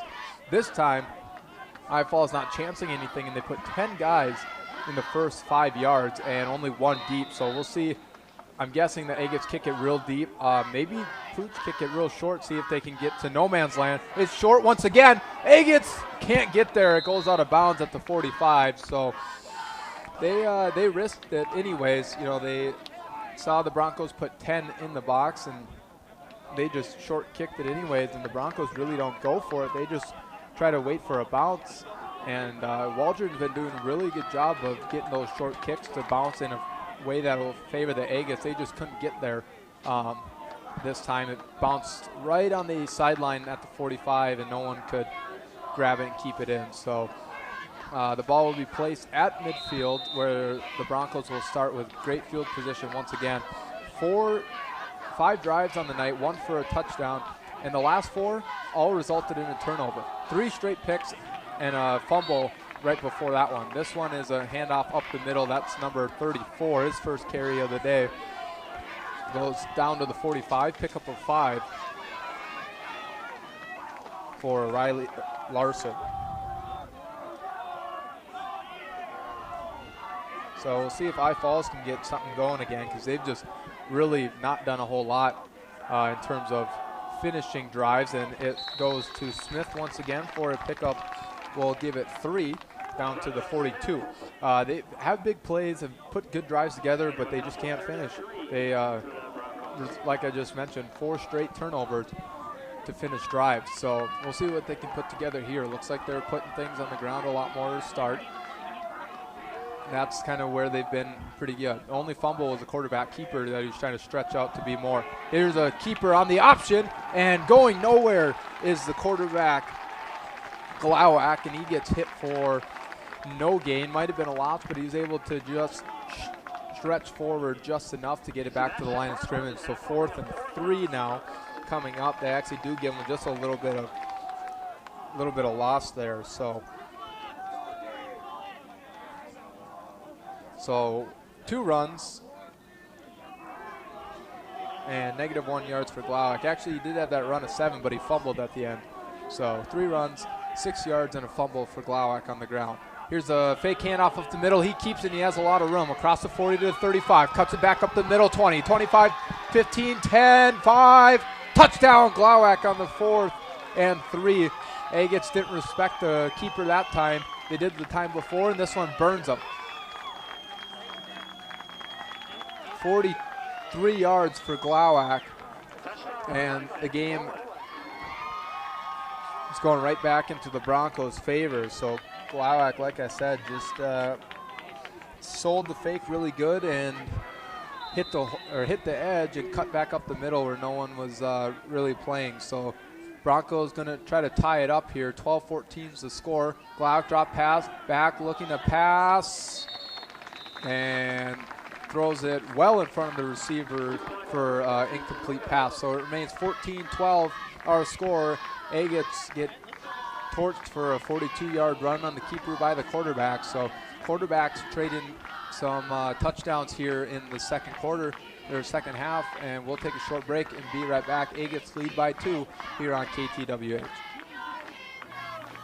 Support for Agate football coverage comes from Harbor Insurance, a local insurance agent covering business, individuals, auto, home, and liability since 1935. Harbor Insurance is located at 613 First Avenue in Two Harbors, available by phone at 834-2114. Judy's Cafe is pleased to support local football on KTWH. They're open Monday through Saturday from 6 a.m. until 7 p.m. and Sundays 7 a.m. to 3 p.m., serving a full menu with breakfast available all day. They're located at 623 7th Avenue in Two Harbors. Lou's Fish House wishes the Agates good luck. They feature smoked fish, smoked shrimp, cheeses, and hard-scooped ice cream. Visit them online at lousfishhouse.com or in person at 1319 Highway 61 in Two Harbors, or give them a call at 834-5254. And back to the stadium for the kickoff. The game tightening up again. Will Peterson at Halsted Field, Agates versus I-Falls. Thanks, Leo. Yeah, like we talked about in halftime, it's going to be a tight game, and it's got a lot more entertaining here. Just as many points in this half as the first, and both teams, as mentioned, playing with a little bit of swagger here to start the half. Kickoff goes to the Agates. Schlongen trying to make a spin move, and I think the Broncos are going to get this loose ball. And they do. So the Broncos capitalize on the Agates' first miscue of the game, and they're going to take over on the 48. That was Schlongen on the return, just try to get a little cute, spun away, and the helmet hit right on his elbow that he had the ball in, and just jumped out, and the Broncos will start on the Agates 38, down 2 here. So they do have a kicker. We watched earlier in the warm-ups, he was drilling kicks up to, about 30 yards was a comfortable zone. Smith there on the screen could have got hit for about a loss of 1, but he actually gained 6 as he escapes from that tackle, and it'll be a 2nd and 4. He was hitting from about consistently 25, 30 yards, but he hit about one or two out of about 4 35-yard kicks. So he does have the distance, and we'll see if the coaching staff gives him a chance from long if they get up in that situation.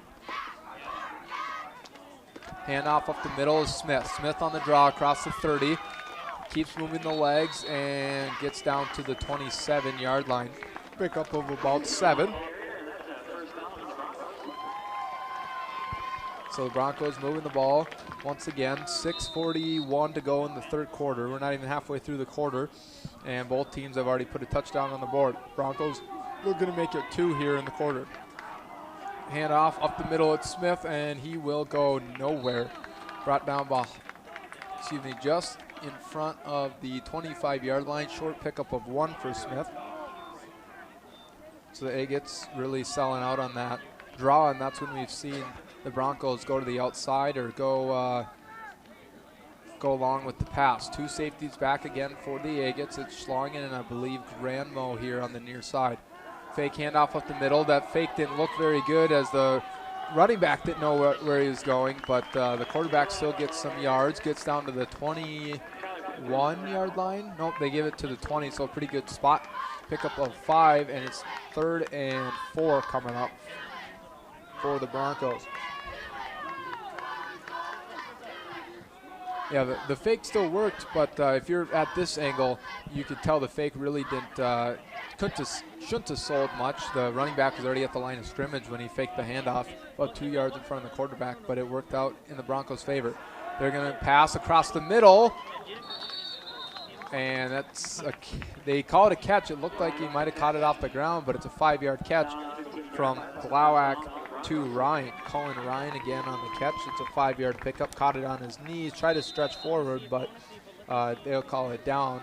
Because once you put a knee, elbow, or on the ground, play is dead in high school. So it'll be 1st and 10 from the 15. 5 minutes, 10 seconds counting here on the clock in the 3rd quarter. Handoff up the middle. It's going to Christensen, and he'll go nowhere once again. Gain of maybe 1. We'll see where they spot him. Started at the 20. They'll put it down to the 18, so they'll give him 2.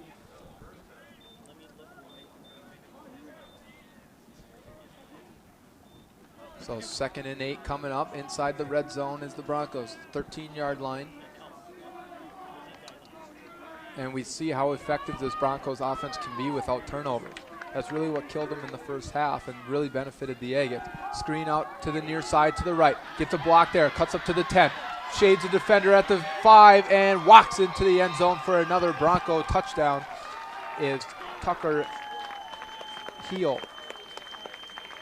With 4:25 to go in the 3rd quarter, the Broncos score once again. It's a 13-yard catch and run. And we'll see what the Broncos do. And yeah, they're just going to go for 2 once again, try to get it to 20. It's 14-18, trying to at least, guarantee a tie if the Agates score once again. It'll be Christensen on the run. He gets stuffed at the line of scrimmage, and failing to convert once again is the Broncos on the 2-point conversion. So it's 18-14 your score. Agates cough up 6 points because of the fumble on the kickoff return. We'll see if they can bounce back and get some points on the board here. It's 14-18, Broncos leading here on KTWH. Willamette Valley Company is proud to help sponsor high school sports broadcasts on KTWH. They are currently hiring in their Two Harbors location for production technicians with competitive wages and benefits. Please call 834-3922 if interested in joining their team. Vaness Bait and Tackle is proud to support Agate football broadcasts. They feature fishing lures and tackle made by local artists. Open 7 a.m. to 6 p.m. on Monday through Friday and 7 a.m. to 1 p.m. Saturday and Sunday. Their phone number is 834-0743. Support for this broadcast is brought to you in part by Holden Electric, Agate Division. They are a proud sponsor of Agate football for 20 years. They service commercial as well as residential and can be reached at 218-834-9226 for more information. Go Agates! And let's see if the Agates can make this high-scoring 3rd quarter turn their way. We go back to the stadium with Will Peterson. Yeah, thanks, Leo. We had 19 points here in the 3rd quarter alone, and we've had about 19 points here in the 3rd quarter and only 13 throughout the whole first half. So the game's definitely picking up here. Long kickoff, it's caught and going to be returned by the Agates. Far side now coming to the near side, cutting up the middle, 45-50. Coming to the near side, 45-40. He is going to score! Touchdown! Two Harbors on the kickoff return. Still can't tell what number that is. Still hard to see. That looks like number 10, Kyler Pitkinen, the sophomore, on the return, about 70 yards to the house. Thought he was loose, and then a defender was chasing him down the near side all the way from the far side of the field. But Pitkinen, as we've seen this season, has a lot of speed underneath him and was able to sneak down the sideline. The Agates answer just like that, going for a 21-18 lead here. Caleb Waldron back on the point after. Good snap, good hold, kick is up, and that one is no good, just pushed it right. So Agates stay up by 2 with 4:11 to go, and yeah, this quarter continues to be crazy here on KTWH. We'll send it back to the studios. We'll be right back. Judy's Cafe is pleased to support local football on KTWH. They're open Monday through Saturday from 6 a.m. until 7 p.m. and Sundays 7 a.m. to 3 p.m., serving a full menu with breakfast available all day. They're located at 623 7th Avenue in Two Harbors. Agate football on KTWH is supported by North Shore Federal Credit Union, providing nonprofit financial services along the entire North Shore with locations in Grand Portage, Grand Marais, Lutzen, Silver Bay, Two Harbors, and Duluth. They're online at northshorefcu.org and also on Facebook. Support for Agate football coverage comes from Harbor Insurance, a local insurance agent covering business, individual, auto, home, life, and liability since 1935. Harbor Insurance is located at 613 First Avenue in Two Harbors and is available by phone at 218-834-2114. And we go back out to the stadium to see if we can have a defensive hold on this next possession. It's time for the Agates to kick off. Yeah, huge quarter here for both sides. Both sides with 2 touchdowns. Agates with the special teams touchdown that's obviously put them in the lead here right now. 4:11 to go here, quarter number 3. We still about 16 minutes left in this one. And if you thought this last 8 minutes was entertaining, hopefully the last 16 is just so. Caleb Waldron ready to kick off. Let's see if they go short, see if they go long. What are they going to do? This time they're going to go long. Way to the left side, and that bounces out of bounds once again. They had the right idea, trying to get the corner, see if they can jump on top of it, but a little too to the side. The deep man was just going to leave it. He had no intentions of running that far. Obviously probably knew it was going to bounce out of bounds, but he saw it was to the left and kind of just was walking there. So if the Agates could have kept that a little more in play and the bounce wouldn't have been too bad, they would have had a shot for that ball. So right idea, probably want to go a little shorter with it though. And that'll put the ball at the 35-yard line. That's where the Broncos will start as they try to get out of a deficit once again. So the only time they've led this game was when it was 6-0. Agates have led from there. Glowak out of the shotgun once again, hands it off up the middle of Smith. Smith following some blockers and gets a big pickup of 8 down to the 43-yard line. They got to get to the 45 to move the sticks, and it's 2nd and 2 coming up. So Smith this half on the ground, 3 yards, 7-1-8. So he's been picking up some pretty good yardage for the Broncos today and keeping their drives going. And this one is one of the ones that's not so good. Backs him up 2 yards, gets hit at the 40 and stays there. Loss of 2 for Smith and a big play for the Agates. That'll back him up to a 3rd and 4. Pretty long 4. Got to get just inside the 45 and they're right outside the 40. So basically got to go line to line here. 3rd and they put 5 on the board. It's pretty long 4. 3 receivers left, 1 right. New the first time we've seen a different formation for the Broncos. There's a pass again to Rain on the left side. That's a pickup of 7. So long 4, short 5, whatever you want to call it, doesn't matter. They pick up the first down and move the chains.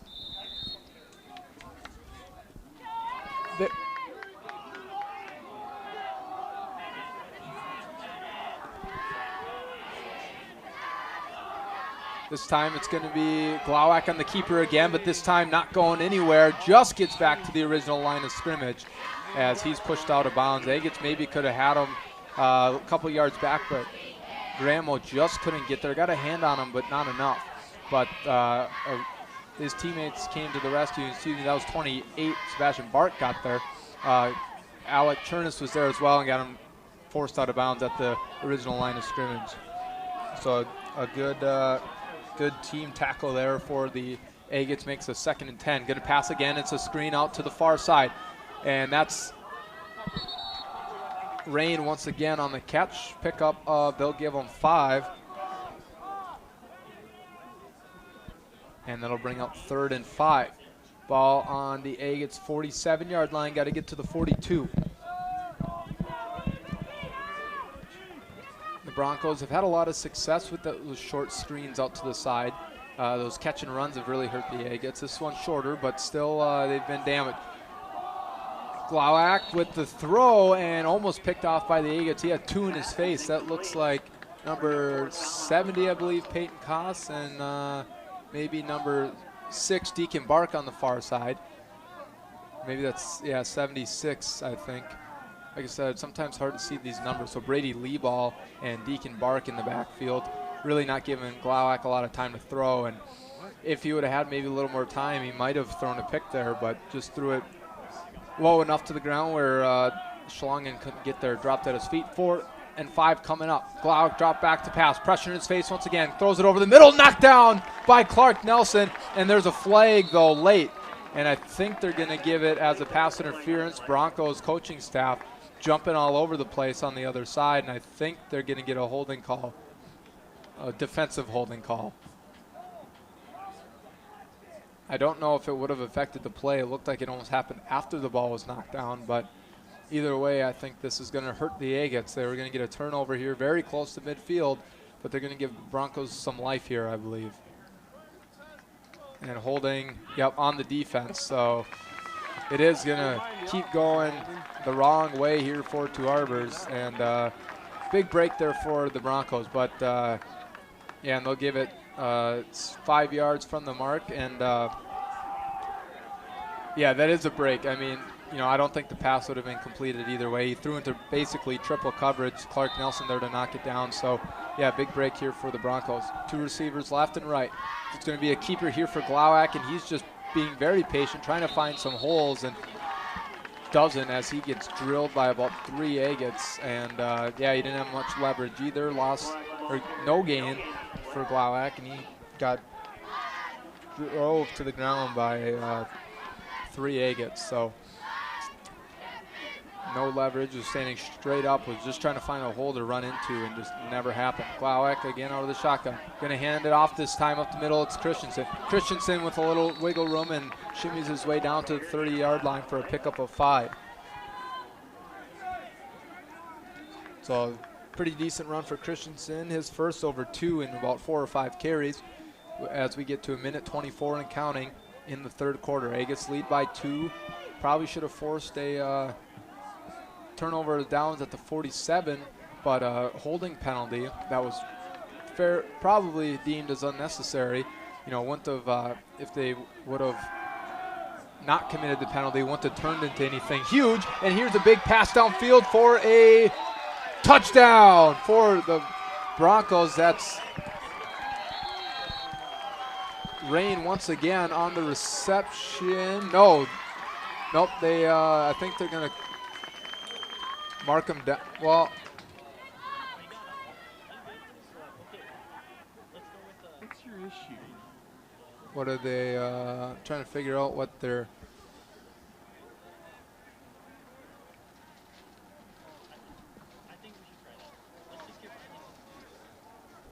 doing here. They're all kneeling like someone's hurt, but yeah, the guy who was hurt already walked off the field. So, but then it looked like the officials was waving his arms, like marking it down at the 4, or maybe he was just trying to stop the clock. But either way, Agates now trail by 4, 24-20. They're going for the 2-point conversion. Floated up for Christensen, that's long again, and they failed to complete a 4 straight 2-point conversion. Agates lead again by 4. Minute to go here in the third quarter. So we'll take another break. Be right back as Agates look to take the lead once again. Yeah. Vaness Bait and Tackle is proud to support Agate football broadcasts. They feature fishing lures and tackle made by local artists. Open 7 a.m. to 6 p.m. Monday through Friday and 7 a.m. to 1 p.m. Saturday and Sunday. Their phone number is 834-0743. Support for this broadcast is brought to you in part by Holden Electric Agate Division. They are a proud sponsor of Agate football for 20 years. They service commercial as well as residential and can be reached at 218-834-9226 for more information. Agate football is supported in part by the local guys, Mar Trucking. They offer commercial and residential garbage pickup as well as hauling. For more details and to schedule service, you may call 834-4810. Go Agates! Non-stop scoring in this third quarter. There's still plenty of time to get one more for the Agates. We return to Will Peterson. Thanks, Leo. Minute to go, third quarter. Agates trail by 4 once again. Last time the Broncos kicked off, it was a 70-yard touchdown return by Kyler Pitkanen, and he's back there deep once again. Agates bringing up some more reinforcement, though, not wanting to give up an onside kick, and this one's kicked to the edge. Agates a little trouble corralling it this time. They had a little hole there, but it was swallowed up quickly, and they're wrapped up and tackled at the 34-yard line. So Agates still with some decent starting field position, and they'll go from there.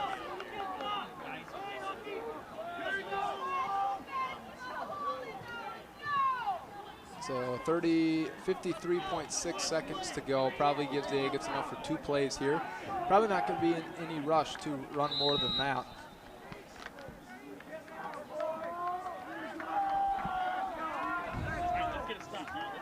Nelson back under center with the double wing offense. Feels like forever since we've seen the Agates offense on the field, and Nelson's going to break one again on the quarterback keeper. 50 to the 40. Stiff arms at the 35 down to the 30, and that's where he's going to be marked down at the 28-yard line. Clark Nelson with a 39-yard run by Clark Nelson.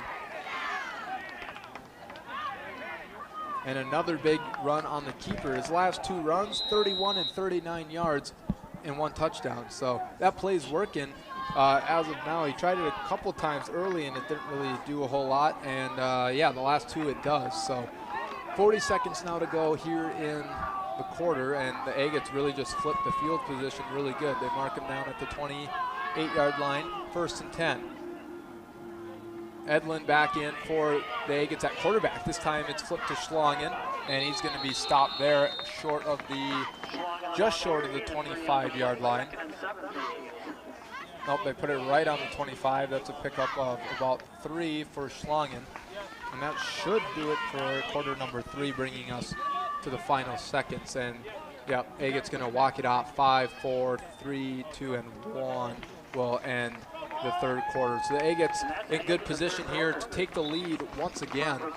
They've surrendered their first lead here in a while. We'll take a short break. Agates will have 2nd and 7 coming up on the 26-yard line, trailing by 4. You're listening to Agate football here on KTWH. KTWH. The Willamette Valley Company is proud to help sponsor high school sports broadcasts on KTWH. They are currently hiring in their Two Harbors location for production technicians with competitive wages and benefits. You may call 834-3922 if you're interested in joining their team. Support for Agate football on KTWH comes from Leroy's Repair. They're located at the end of Recycle Drive, servicing your marine and auto repair needs. You may reach them at 834-0743. Judy's Cafe is pleased to support local football on KTWH. They are open Monday through Saturday from 6 a.m. until 7 p.m. and Sundays 7 a.m. to 3 p.m., serving a full menu with breakfast available all day. Judy's is located at 623 7th Avenue in Two Harbors. Well, we had an incredible 3rd quarter. Maybe we'll have an even better 4th quarter. The Agates on the move. We go back out to the stadium with Will Peterson. Yeah, that was quite the quarter. 31 points, I believe, between the 2 teams. We're at a total of 44-13 in the first half. So 31 points and about 5 touchdowns. So yeah, quite the quarter. I don't know if we'll get another one of those, but I don't think fans would be disappointed if we did. Agates will start the final 12 minutes on the 26-yard line with a 2nd and 7 coming up. Edlin back under center. Clark Nelson still on the sideline, figuring out some leg issues. Sebastian Bark on the carry. He'll get about 2, jumping over some fallen linemen and then get hitting hard at the 24. So just a short one there for him. And now it looks like Edlin will be coming off. Nelson back into the game, so good sign for him and the Agates. Seemingly not something super serious. He came off after that big run, but just had to stretch something out, maybe a cramp, maybe just fell on it wrong. Charlie Horse, something like that. 11:20 to go here, 4th quarter. Nelson to Bark to Schlungen on that little crisscross. They get about maybe 3 on that one, down to the 22. And they got to get about to the 19, 18-yard line. So 4 and a long 3 coming up for the Agates. Big play here. Just with, you know, how explosive this Bronco offense has been in that last quarter. Agates not really being able to stop them much, especially on the passing game. They gotta keep the drive going here.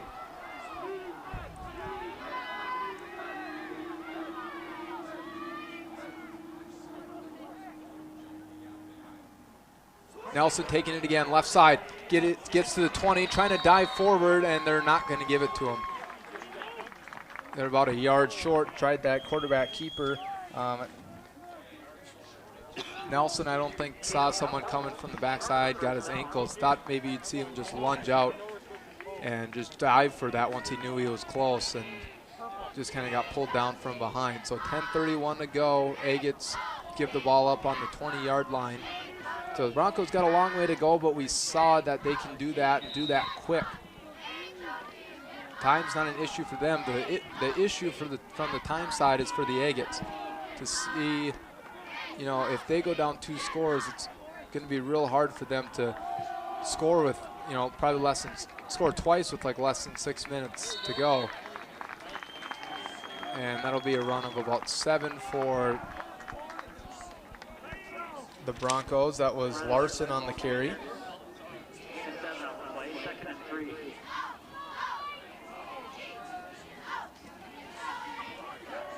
Second and 3 coming up.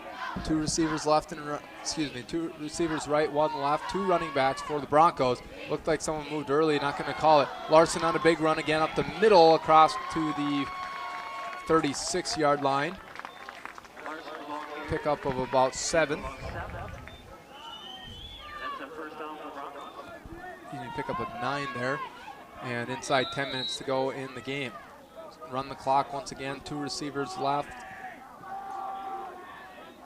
2 right. Now they motion the guy back into the backfield. 2 running backs now around Glauac. Going to hand it off up the middle. A little misdirection. Christensen up the middle running hard, and he's down for 11 yards and a first down. So Broncos starting to run the ball again really well, and that's not a good sign here for Two Harbors. They're at least stopping that pretty good last quarter. It's just a pass that was getting them, and now they're close to midfield here. Only about 40 seconds gone out of this drive, and they've moved about 36 yards. Another handoff up the middle, and it's Larson just sneaking away from a tackle, but then gets wrapped up for no gain. So almost a loss of 1 there for Zach Bentler, but he gets some help for a no gainer. Christensen would have had probably at least 5, if not more, there on that run if he didn't get stopped there. I think it was Chernus to help out. Maybe Nelson, one of those 2. 2 running backs in the backfield once again, adding a little more misdirection for the Broncos. Going to pass it. It's a screen out to the right. Rain on the catch right at midfield, and he steps out at the 50, so it's going to bring up a 3rd and 7. Just a short pickup of 2 for Colin Rain. So a big play here for the Agates. You know, could be a big stop. Well, I don't think we've seen the Broncos punt yet tonight, so maybe they go for it here at midfield. Just, you know, they've played pretty good defense. You know, the only thing that's obviously been killing them is the big plays, but the Agates aren't running all over them, you know, normally. Here's a big pass up to the left side, and it's not, or it's right side, not going to be caught. It was Thompson, the intended receiver, but, you know, the Agates haven't been doing their normal, how they run their offense, like those 4, 5, 6 yard runs time after time again. They, you know, kind of had some shorter runs mixed in with some big ones, and obviously when they don't get the big ones, that's when they get shut down. So it's not like they're just consistently, you know, moving the chains every 2 or 3 plays. So, you know, maybe something the Broncos are going to risk on 4th, but, you know, as I say that, they bring out the punt team for the first time tonight. Agates get some pressure on, but not going to knock anyone down. Schlungen elects to just let it bounce and not take the risk. It gets the Broncos bounce and then comes back the Agates way, and they'll pick it up at the 22-yard line. That's where the Agates will have 8 minutes and 30 seconds to drive here in the final quarter. And, you know, they'd be more than happy to use all of that if not or most of it, if not all, to finish the scoring drive. You know, they don't want to give the Broncos any time, especially if they have all 3 timeouts. So 8:37 to go. Agates with their biggest drive of the game. They trail 4. And we haven't seen the Bronco kicker yet tonight, but as mentioned, they do have one, and he was warming up in the pregame. So even if the Agates go up 7, Broncos, you know, may be able to utilize that at the end to tie things up. Here's a pitch out to Schlongen. He goes far side, near side, cuts it back up the middle, and goes to about the 29-yard line. Pickup of, we'll call it 8, 2nd and 2 coming up. So good news there for the Agates. Schlongen gets moving once again. Had that run of 11 to open the quarter. Bart comes out for the Agates. Gramo back into the game. 8 minutes to go. Schlongen started out with that 11-yard run in the half, and then it was 3 and 2 yards. So it's good here for the Agates to get them positive yardage, and Gramo gets just about a yard. So at least they keep it moving. It's 3rd and 1.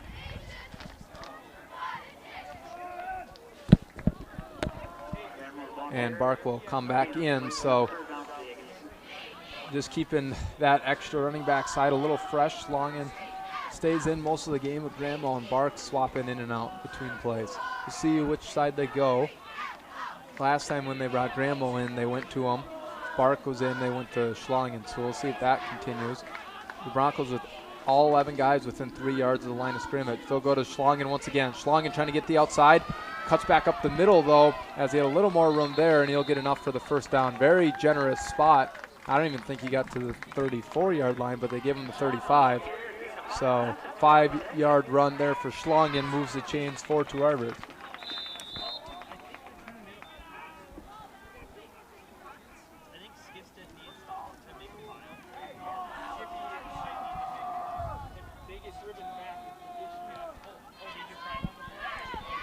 Nelson bringing a play back out for 2 Arbors. Minute 30 already wasted off this drive. Agates have moved the chains just once.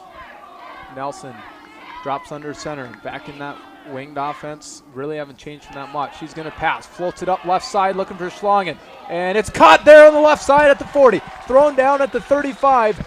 And the Agates with another big pass for 30 yards from Nelson to Schlongen, and Thompson was on the coverage and very upset he didn't come down with that punching the ground.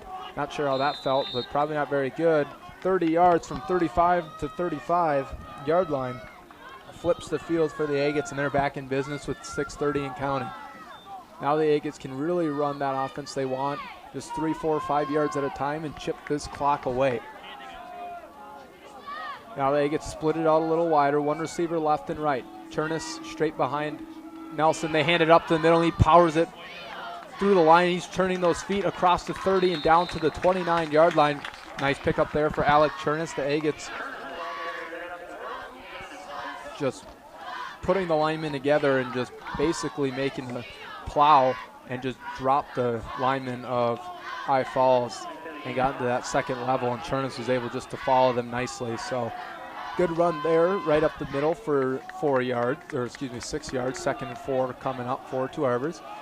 Just inside the ball, just inside the 30. Got to get to the 25. Back to the tight offense. They're going to go the way of Schlongen. Schlongen cuts it up the middle, down to the 25, and that's going to be enough for the first down. They'll move the chains once again. Hard run by Schlongen. Really just hit that hole and was going for the first down markers. Not trying to set his eyes too far. And they're not even going to measure that. They're going to just assume it's a 3rd down. And it might be just short, but if it is, it's just inches. So 3rd and like 6 inches for 2 Arbors with 5:15 to go. They're really letting the clock wind down, and it's kind of like, hey, if we don't score, we're just going to end. It's just going to end the game kind of thing. They don't want to give High Falls too much time to work with.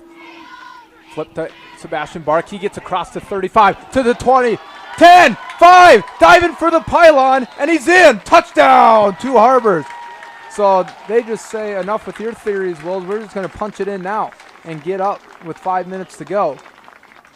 So 26-24 to Harbor. Sebastian Bark, his second touchdown of the year.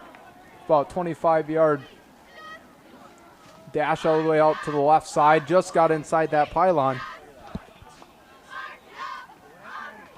And Sebastian Bark above 60 yards on his night. Helped with a couple yards of 25 plus. They bring out Waldron in the kicking game. Only missed one here so far tonight. And they bobble that snap. And Broncos going to pick it up. They might be able to bring this the other way. And nope, they're going to blow it dead. So I guess they don't have the NFL rules here. And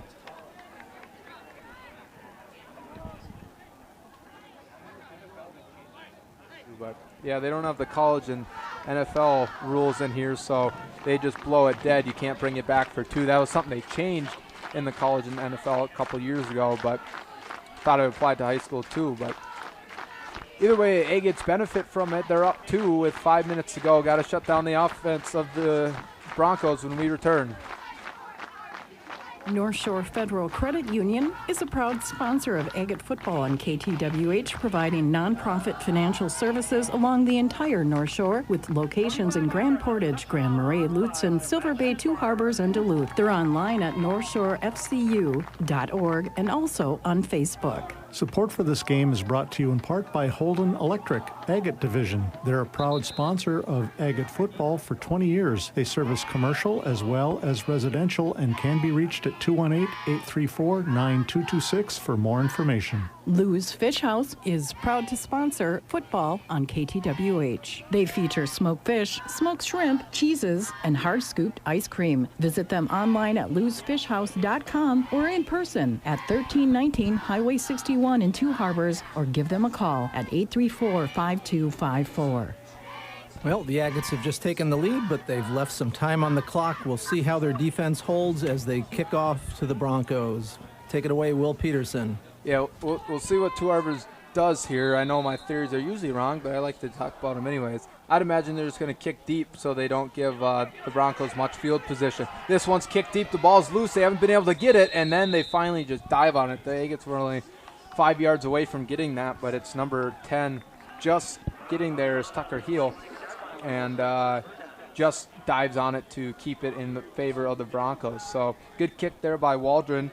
It gets down at the 25.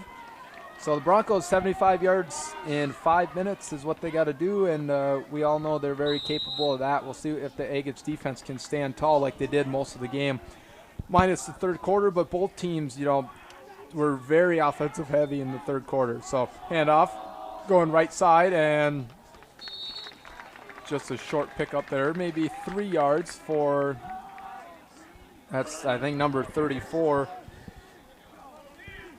for the Broncos. That's Larson on the carry, and he's been a pretty consistent runner here for them, about 4, 5, 6 yards every time out. Big, powerful running back. Another handoff his way. He cuts it up the middle, has a hole, has one guy to beat, but he can't, and he's hit hard by Schlongen at the 42-yard line. Pickup of 16 for Larson. That's his longest of the night so far, and just in timely fashion for the Broncos. 4:22 to go, and they start the clock back up. Chains get set, and they'll start it right now.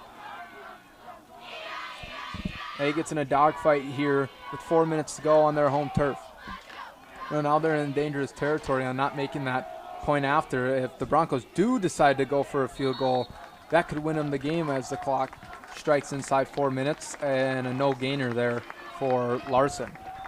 And he's grabbing at a knee, and they're going to stop the clock, and he grabs his face mask in frustration and pain as he holds that left knee of his after a no-yard gain as he continues to sit down, but now pops back up as the trainers come out on the field, and now he kind of walks off with a little, I don't know what you call it, but a little bit of just frustration walk, if you will. Inside 4 minutes, it's 2nd and 10 for the Broncos. Agates still using 2 safeties. Got away from it for a little bit when they're getting beat on the draws, but now back. They're just saying we're not going to get beat by the pass tonight. 2 receivers left and right for them with the running back right out to the quarterback's left. He has a lot of room. Across the 50 to the 45, gets hit hard and tackled at the 40-yard line. Pickup of 18 for Smith, his longest of the day. First run in double digits, and he flips the field easily for the Broncos. Now on the Agates 40, and the Broncos, again, like we've seen all night, are driving. They just got to keep the ball in their own hands. That's been their Achilles heel so far. Christensen motions to the other side of Glowak. Two receivers left and right. Glowak going to keep it himself, trying to get the edge, and does. Cuts back up the middle and able to just keep pushing and pushing, and he gets 5 yards down to the 35-yard line. 2nd and 5 coming up for Glowak. Now we hit 3 minutes to go, 3:07 and counting. Ball at the 35-yard line. Broncos still have all 3 timeouts, so do the Agates. 2 receivers left and right for Glowak. Christensen on his right hip. Only 5 linemen down for the Broncos. Agates got 9 in the box and 2 safeties deep. Glowak going to take it himself, looking for a lane. He finds the edge, cuts it up, and gets hit at the 40, at the 33, and gains about 2. Be 3rd and manageable here for the Broncos. And we'll see how they play it. Not looking like they're trying to take a ton of shots, kind of like what the Agates were doing at the beginning of that drive before Bark busted off a big run. Really just trying to wind the clock down so they kind of have that last chance. Like mentioned, they do have a kicker, but haven't used it all night, so are you going to put them in the pressure situation? 2 receivers right, 1 left, 2 running backs in the backfield. High snap, but they hand it off to Larson. Larson across the 30 for the first down to the 25 and tackled there. And they'll stop the clock to move the chains as we hit 2:30 to go. And Larson with a 7-yard run. And another player down. And I think this time it's for the Agates. And I think that's senior Jacob Keach, a little slow to get up, but able to jog off the field. Maybe that's 24. I think that's 24.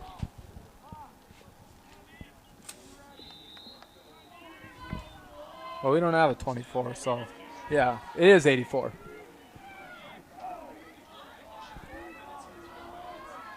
So it is Keach, the senior, that comes off inside. 2:30 to go. He had a couple brothers playing this program as well. Both of them playing college football, one at UMD, one at UND. So good football and athletic blood there for him. Hopefully we can see him back on the field soon. He's getting looked at now, and hopefully it's not too bad. 2 minutes to go. You know, you never want to see anyone get hurt, especially a senior, but you don't want to miss any more time than, you know, they already have. You know, it's such a weird time for all high school athletes, but especially seniors who have seen so much of their, you know, anticipated high school lives disappear in this crazy year, as Larson runs down for 13 yards inside the 10. Inside 2 minutes to go, 1:44 to go. They hustle the line. At the 9-yard line, 1st and goal. Handoff goes to Larson. Larson driving to the goal line. Arms go up for a touchdown, and the Agates go down, at least for now, by 4, 30-26. But they have been left with a decent amount of time, all 3 timeouts, so nothing to panic about yet. But, you know, the clock is definitely not your friend here. You know, it's not impossible, but you got to be efficient. So we'll see what the Broncos can do here. Haven't scored on a 2-point conversion all night, and they're trying for number 5 right here. 0 for 4 so far. Glowak out of the shotgun. 1 running back to his side. He goes to the flat right away, looking to pass across the middle. Another incompletion, so it stays a 4-point game. 30-26, 1:34 to go. Agates need a big drive here. Hopefully it can be set up by the kick return. Coming your way in 30 seconds. We'll step aside, and we'll be right back for the final. 1:30. Agate football is supported in part by the local guys, Maher Trucking. They offer commercial and residential garbage pickup as well as hauling. For more details and to schedule service, you may call 834-4810. Go Agates! Willamette Valley Company is proud to help sponsor high school sports broadcasts on KTWH. They are currently hiring in their Two Harbors location for production technicians with competitive wages and benefits. Please call 834-3922 if interested in joining their team. Support for Agate football coverage comes from Harbor Insurance, a local insurance agent covering business, individuals, auto, home, and liability since 1935. Harbor Insurance is located at 613 First Avenue in Two Harbors, available by phone at 834-2114. And now right back to the stadium, Will Peterson for all the next minute and a half of action. Thanks, Leo, and just want to check with you if we're bound to get some timeouts throughout this. Do you want to keep the messages coming, or are we going to keep it here for the last minute 30, which will probably end up being like 15 minutes?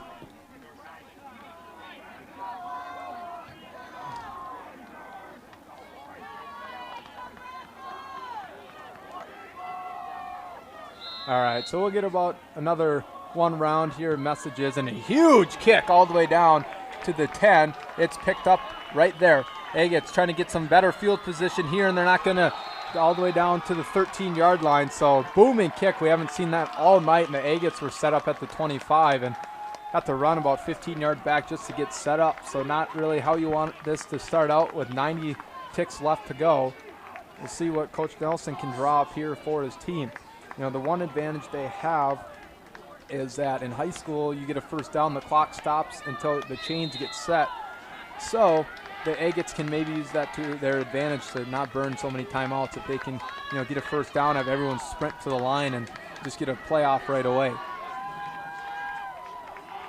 So Nelson trying to lead his Agate team on his 87-yard drive to win this thing, starting on their own 13-yard line. Nelson going to take it himself, plowing it up the middle, across the 20 and down there. And there's a injured player back there for the Broncos. He's really grabbing at that right leg. Looks maybe like a cramp. He's holding that about back of the leg. And this benefits the Agates here clockwise. Yeah, never want to see a player obviously get hurt, but as mentioned, clockwise, this will help the Agates out just a little bit. And it looks like he's all right, just getting it stretched out, nothing super serious, we hope. And looks like both teams are, well, at least the Broncos are going to clear the field. Injured player still down, just getting stretched out by the trainer. Agates get the water cart out. We'll send it back to Leo here real quick as they tend to this injury. Support for Agate football on KTWH comes from Leroy's Repair. They're located at the end of Recycle Drive, servicing your marine and auto repair needs. You may reach them at 834-0743. Judy's Cafe is pleased to support local football on KTWH. They are open Monday through Saturday from 6 a.m. until 7 p.m. and Sundays 7 a.m. to 3 p.m., serving a full menu with breakfast available all day. Judy's is located at 623 7th Avenue in Two Harbors. Agate football on KTWH is supported by North Shore Federal Credit Union, providing non-profit financial services along the entire North Shore with locations in Grand Portage, Grand Marais, Lutzen, Silver Bay, Two Harbors, and Duluth. They're online at northshorefcu.org and also on Facebook. And let's return to Agate football in the last minute or so of play. Back to Will Peterson. We'll keep it with Will. Thanks, Leo. So out of the timeout break, Agates get a first down here. Grandma with the 4-yard carry. Agates got to get going. The clock's going to start here shortly. Minute 11 to go, and here's the clock. It's starting to go now. Grandma with the 4-yard pickup on that reverse play. Agates get back to the line and hustle. Minute to go. They're at their own 24-yard line. Nelson back to pass, looking up for Schlongen. Has some separation. He catches it at the 50 and he's out of bounds. That's going to stop the clock at 52-6. Agates get a huge break there as that goes out of bounds, and they get a free timeout and a huge chunk of yardage there from Clark Nelson to Eli Schlongen. That connection's been there all night, and that's a 28-yard catch by Schlongen. That's 80 yards through the air for those two just tonight, and Schlongen's added a ton on the ground as well. From the 50-yard line, they're going to go outside to Schlongen, and he gets hit. Broncos read that like a book, and they're going to stop the clock at 46-6 as the Agates go back a ton. And we'll take another break. Agates got 50 seconds to go, 50 yards here on KTWH. Support for this broadcast is brought to you in part by Holden Electric Agate Division. They are a proud sponsor of Agate football for 20 years. They service commercial as well as residential and can be reached at 218-834-9226 for more information. You are listening to Two Harbors High School Agate football on KTWH 99.5 FM, ktwh.org online. We're going back to Will Peterson for the remaining seconds of this game. Thanks, Leo. Yeah, 46-6 to go. Ball on the 47-yard line of the Agates. They, if they get to a point where they are going to be able to just chuck it into the end zone a couple times, Roger-like Hail Mary, they probably need to get at least 15 yards, get to the 40. Nelson might be able to step into one from there, but here's Nelson going to pass on first down, floats it up in the middle. It's intercepted, but there is a flag out on the field. Hopefully it'll go the Agates' way here. There is a flag. Broncos acting like it's over, but we got to wait to see what the flag is going to do, because that could be, and it's on the Agates, so this one's going to be over. So it pretty much is all but over. Agates get 2 timeouts to try to strip something, or we'll see if the Broncos just kneel it down, but Nelson just floated it up, and I think with 2 timeouts left and 40 seconds, the Agates got to make sure he knows you can get, you can just throw it away. Just stop the clock and don't force anything yet, because still got a lot of time. So we'll see if the Agates can get one more miscue from the Broncos. But it is all in the Broncos' favor right now. Really, only way they can lose is if they, shoot themselves in the foot like they did the whole second quarter. They remain up by 4, though. Two Harbors would have to get a touchdown. And, you see it more in the NFL than you do in high school. Is this situation, they just take a couple knees, but at least in high school, you see people run it a little more, when they have timeouts left. If they didn't have timeouts, you just see the knee come out. But we'll see what the Broncos want to do here. Will they just try to kneel it 3 times? The third one obviously would run the clock out. Maybe they'll run it, which would give the Agates a little more chance of success.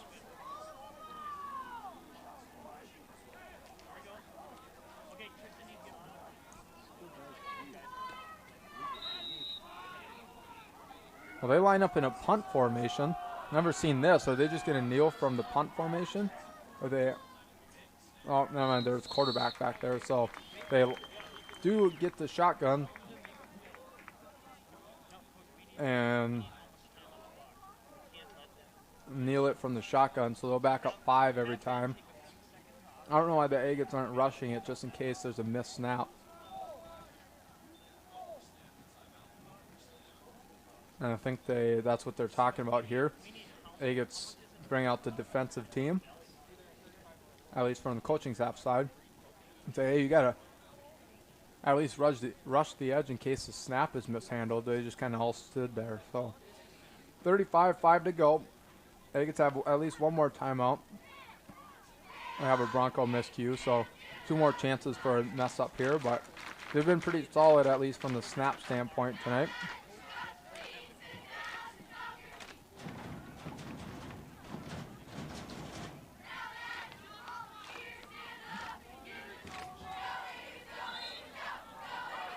So 2nd and 15.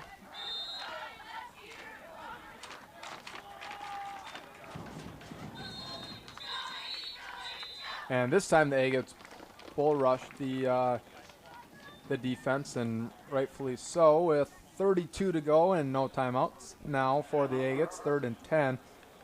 You know, if they would have had one more, it would have just been nice enough to at least try to get the ball back, but you have to burn one on the offensive side after that negative run and right before the interception. So we'll see if they can get lucky here. You know, that's what they need right now. But hey, if they do, now they can take 4 shots in the end zone. They're close enough if they get the ball to be right about the 20-yard line. You just got to be careful not to get down inside, you know, play. You just have to really hustle the line and spike something. And this time they shotgun it, get a clean snap, kneel it down, and that's going to be the game as the clock winds down from 20 on. So the Agates drop a heartbreaker. It was all in the 3rd quarter, back and forth and back and forth. 31 points in that quarter, a couple more in the 4th, and the Broncos knock off the Agates. And that's what we said earlier. It's going to be a close one. You know, they were playing good this year. You know, maybe scores don't show it all the time, but, you know, in this weird of a year, you know, you never know who's gone for certain games or whatever. So Agates played it tough, though, and I'm sure these teams might match up at some point in the playoffs, and I think the Agates, you know, will be ready again for that one and hopefully can win then, and that's when it matters. So, you know, they got a good taste of competition. They really haven't had it since their first game in Virginia. A couple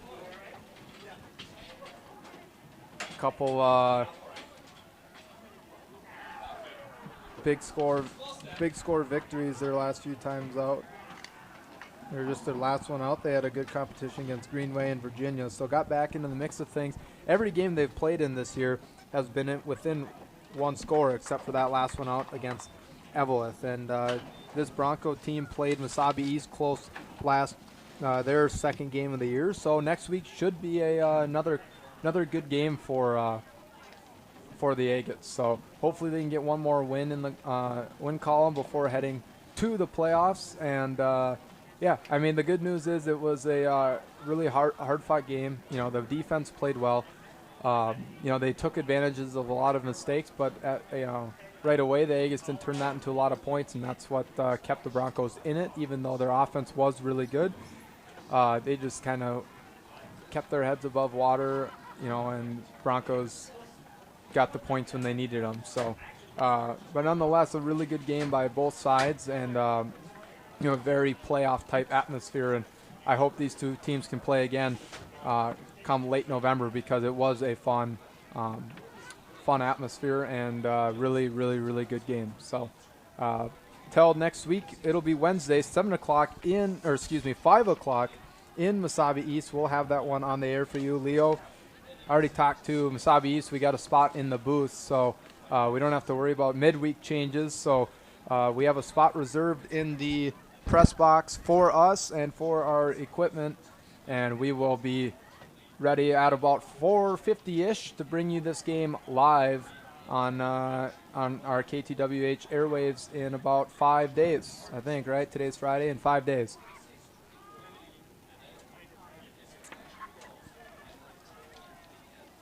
Degrees colder, so I'm glad we've got you in that press box, and we'll see if the Agates can win one more to gain a home field, secure a home field in that playoff. Will? Yeah, I'd love to play I Falls again, just not there. It'd be a long drive. Indeed, I think we'd all like to keep it here. So, big game for the Agates at Mesabi East. So we'll be ready for you next Wednesday, Will. So until then, thanks so much for bringing us this incredibly tight game. One defensive stop short of a victory. Next week, we start fresh. Yeah, for sure. So it should be another good one next week, and yeah, Agates just let this one slip by 4 points, but it was a very entertaining game throughout. So. All right, Will, we will catch you on Wednesday, November 11th, 4:50 pregame show, we hope. So we'll see you then. Thank you. All right, thank you. Will Peterson with the call of the action. A really tight game. The whole second half was back and forth. 30-26, the International Falls Broncos defeat the Two Harbors High School football Agates here on KTWH. We'll be joining Special Topics in Indian New Wave in just a few minutes, and we're going to hear a couple of messages from our supportive underwriting businesses in Greater Two Harbors, making Agate football possible on KTWH. Vanessa Bait and Tackle is proud to support Agate football broadcasts. They feature fishing lures and tackle made by local artists. Open 7 a.m. to 6 p.m. on Monday through Friday and 7 a.m. to 1 p.m. Saturday and Sunday. Their phone number is 834-0743. Judy's Cafe is pleased to support local football on KTWH. They are open Monday through Saturday from 6 a.m. until 7 p.m. and Sundays 7 a.m. to 3 p.m. Serving a full menu and breakfast is available all day. Located at 623 7th Avenue in Two Harbors. I